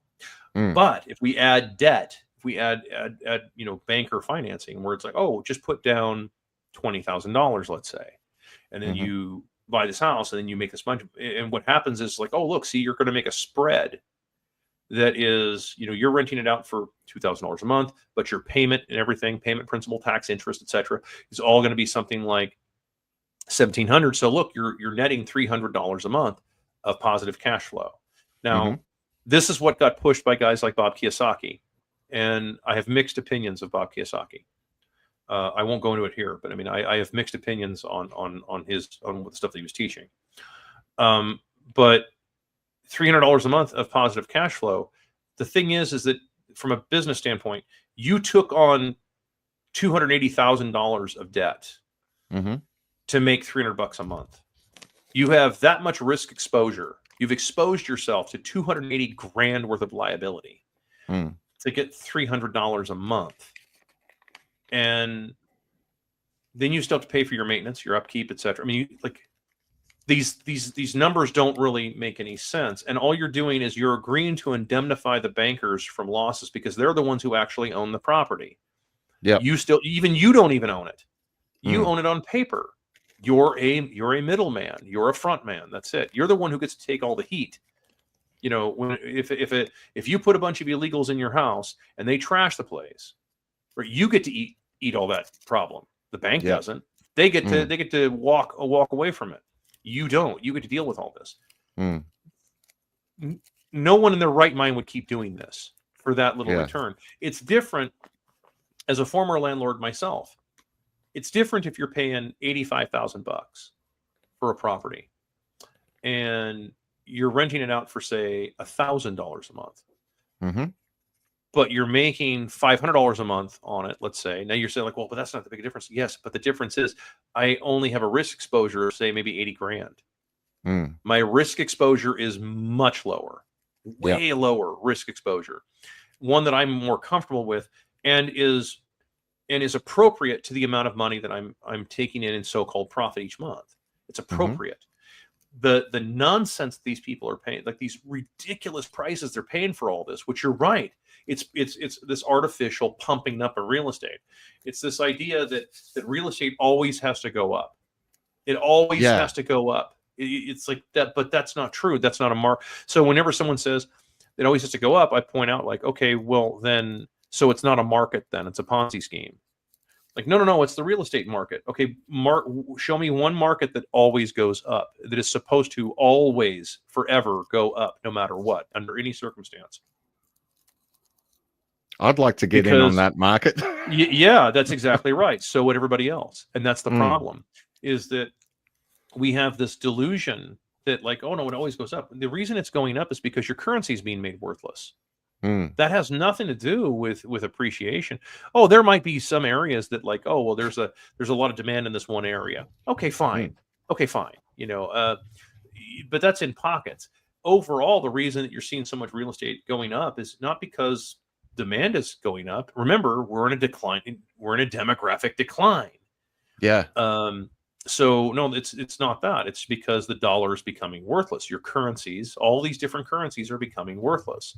That's the problem with all of this. They're printing them. They're printing. Inflation is caused by expanding the money supply. That's all it is. When you expand the money supply, you don't expand the economy. You're just expanding the money supply. And that finds its way into all of the assets. So all these asset classes, like housing, start just going up. And because people say, oh, well, I'm going to make a return. You're not making a return. You're just trying to preserve the money you've already made. That's all you're trying to do, because it's devaluing. Yeah. But a lot of people still don't understand that. It's inflation, no doubt about it, is one of the hardest things I've ever had to try and explain to people. It is no question. It is the hard. I would sooner have a conversation about, like, I don't know, astrophysics or something, than try and explain inflation, because it's like this. I used this example yesterday. I tweeted this out, that if you have 100 and then you earn 20% on your 100, how much do you have? 120. 120. Right? Yeah. If you lose 20% off of your 120, what do you have left? 80. Oh no, well, it's 96. 96. Yeah. So you don't even. So if you earned 100, or if you had started with 100, you got 20%. You increase 20%, right? That means you have 120. If you lose 20% off of your 120, you have 96. Oh, you don't even have your original 100 back, right? Because just because of the math. Yeah. Now, in order to go back to 120, you have to have a 25% increase. This is the problem with this, is that this is so all of these banks who have lent all this money to all of these people who have bought and just paid anything for these ridiculous prices for these houses. Yeah. They cannot have those houses get reevaluated with a 20% or a 30% or 50%, or what it should be is closer to an 85% correction. I didn't stutter. It really is that bad. Most of these places are garbage now. Especially the modern stuff that's being built now. It's complete crap. They're basically just a notch above tenement housing. They're garbage. They're just slapped together now, and they're built by the cheapest labor that Home Depot parking lot has to offer. Yeah. And so I mean, when you have something like this, like, they can't have those things reset, because then all of a sudden these banks, their balance sheets go negative. So how you could solve some of that would be, or one of the ways to do it, it would be to say, like, okay, well, you can't you can't buy investment properties, but what you could do is say something like, you can you can buy a house, and if it is in your personal name, right? So it's in Axel's personal name, not a corporation, because I have to use corporations now because that's the way the laws are. But if you change the law and you just say, hey, listen, no, it's in your personal name, that property, you can do what's called a homestead, and you can own it forever, and it can never be taken away from you under any circumstances. The government can't take it from you. There's no tax, like nothing. You can will it on to your heirs and so forth. And that's fine, right? Now, but if you're going to buy it as a corporation or as a business, then that is subject to taxation. You can, in other words, you flip the whole thing. Right now we have where it's like, we're like the working class and the individual people are the ones who pay all the taxes on everything. And the corporations don't have to pay all the taxes on this. No, change it around. I would say flip the script and just say, no. You can go ahead and destroy the corporations all you want with taxes. You just leave the people alone. Flip that around. And then all of your small businesses come rocketing back, because everybody then just says, oh, okay, well, all right, if I have, I don't know how Australia does it. Is it you guys do hectares or acres down there? We do both, actually. Yeah, both. Okay. Generally, acres. Okay. So 43,560. So if you have, like, I don't know, let's say you've got 2-3 acres and you have your house on it, and then you put your business on it, because that wasn't uncommon for a long time. I mean, for many, many years, people put their business right next to their house. They have a shop or something, and they build something or whatever it is. That's all tax-free. That solves the problem. Solves a ton of it. And of course, it makes the property like, someone could offer you a lot of money for it. But if they want to put some kind of they want to put it into some kind of a corporate thing or some kind of a business structure, well, okay, then they're going to pay taxes on all that. Yeah. In the meantime, you can take the pile of money that you have, and you can go do the exact same thing someplace else and homestead it. It's yours. You own it forever, etc. And you truly, and it has to be something where people truly own it. There's the government isn't just taking it away from you because of whatever reason. No, it has to be It has to be like, no, you actually own it. It's yours. You record it with your county or whatever. I don't know what Australia calls it, but I mean, like up here we have counties. Yeah. And Okay. you record the ownership, and that's it. And that, I think, would go a long way to. It's not going to stop people from using their money to do so-called real estate investing, but they don't have to then. But then the people who want to just buy a piece of property and just be a citizen like everybody else, Yeah. they're no longer having to compete with all of this. They don't have to compete with any of that. They don't have to compete with all these ridiculous prices and everything, because they're buying it on a personal level. And so they're not having to compete with a bunch of taxes and a bunch of regulations and all that. Like that's just how it is. And it would have the effect of driving down the value of all those corporate properties, because they're going to have a tax burden. And especially if the tax burden is like 15-20%. I mean, if you imagine paying 15-20% property taxes on what you claim is, so in other words, let's say an investment firm buys one of these Melbourne $1 million houses, right? And they got to pay $200,000 a year in taxes. No way.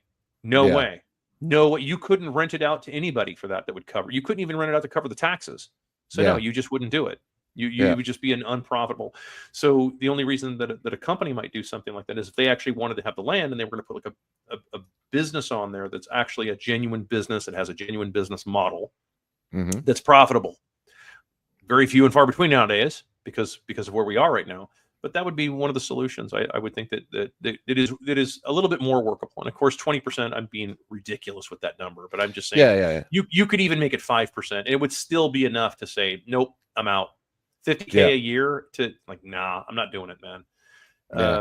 Enough to just basically make it to where like you would not want to do it as a business model, because it is destructive, and it is. It is very destructive to do something like that, to turn, especially turn a single family housing into investments and Ponzi schemes, because that's what's happened, and it hurts the birth rate. Everybody's concerned about birth rate. And Elon Musk was talking about birth rate and stuff. Like, it's almost like he was watching my videos. Imagine that. It wouldn't surprise me.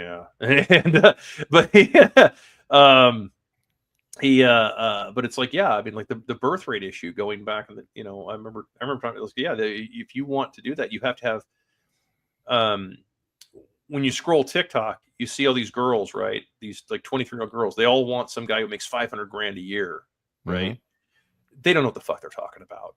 They don't know the statistics. These are the same girls who think that 10% of men own yachts. Like, dude, come on. That's just fucking ridiculous. What they're saying is they want some guy who can afford to take care of them. That's what that's all they're saying. That's average men used to be able to do that. Average men used to be able to do that on a regular salary at a normal job, or just running a regular business, and they owned their house, their car, and everything and stuff. And they like, yes, you can move in. See, look, I have this 5-bedroom house. You can move in and stuff. And now we can fill this with children. Right? The universe abhors a void. There's 4 bedrooms that are extra and stuff. So there we go. We can fill it with 4 more children. Yep. And that would go a long way to solving a lot of your birth rate problems. By men being able to actually afford to do all of that, as opposed to this nonsense now where you've got a bunch of young people who are they're working, like you see like there was this one there's a video of this young lady. She works at a bank, and she relayed this story, how she's like, I'm on the phone and I work in customer service, loan servicing, and this boomer calls up, and she says, I get boomer calls every day, and where they're talking about where these boomers are freaking out about their escrow accounts because their house payment went from $603 a month to $618 a month. And she's like, it's all I can do to not scream at these people that, like, I pay $800 for my half of the rent on a 2-bedroom apartment. And our rent's going to go up next month, by $200 each. And it's like, that's not a very good environment for people to try and have kids. You just can't. And of course, and especially if every woman's out there trying to work and be a boss babe, like, Yeah, I mean, that's none of that is conducive to birth rates. Like none of it is conducive. You couldn't devise a better system to destroy birth rates than that. It seems. Yeah.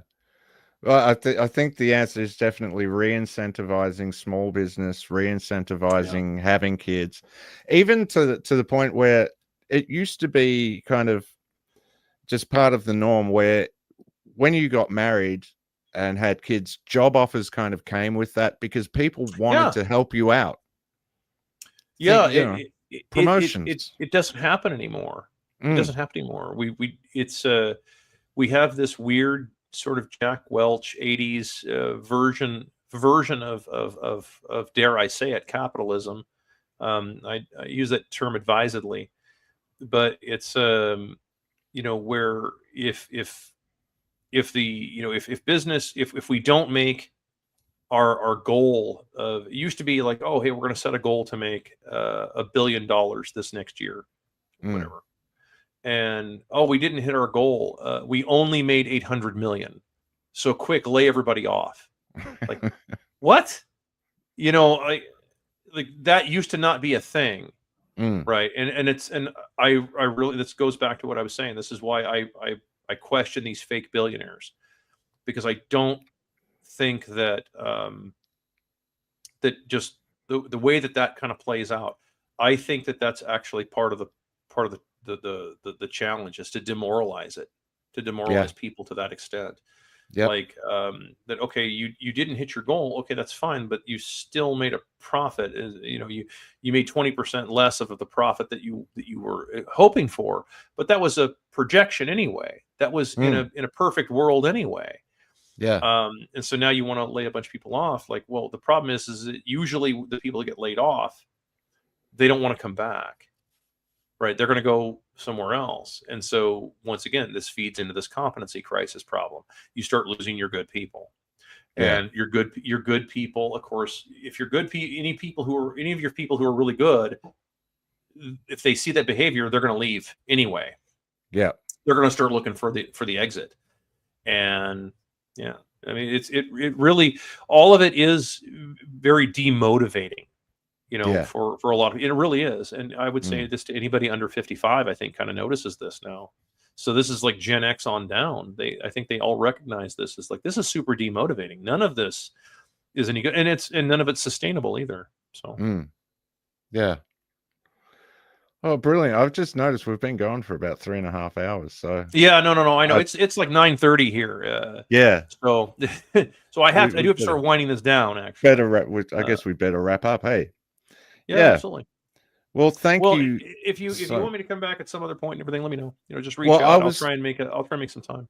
Well, I wanted to say to you, actually, the thing that I do with Box of Dogs more than anything, rather than just having a whole lot of guests, I like to have people come back, and I find the evolution in the conversation is brilliant. And I can see that. So I can see that being the case. So I find it makes for much more interesting, conversations, and we get deeper on subjects. And if you have some other time in mind and stuff, let me know.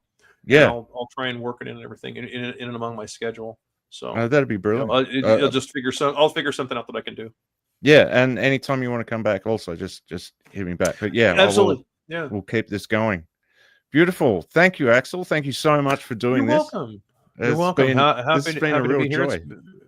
Happy to be here. Thank you so much for having me and stuff. It's a great show that you have, I think. Thank you. It's interesting to be able to talk to people that are in Australia and stuff too.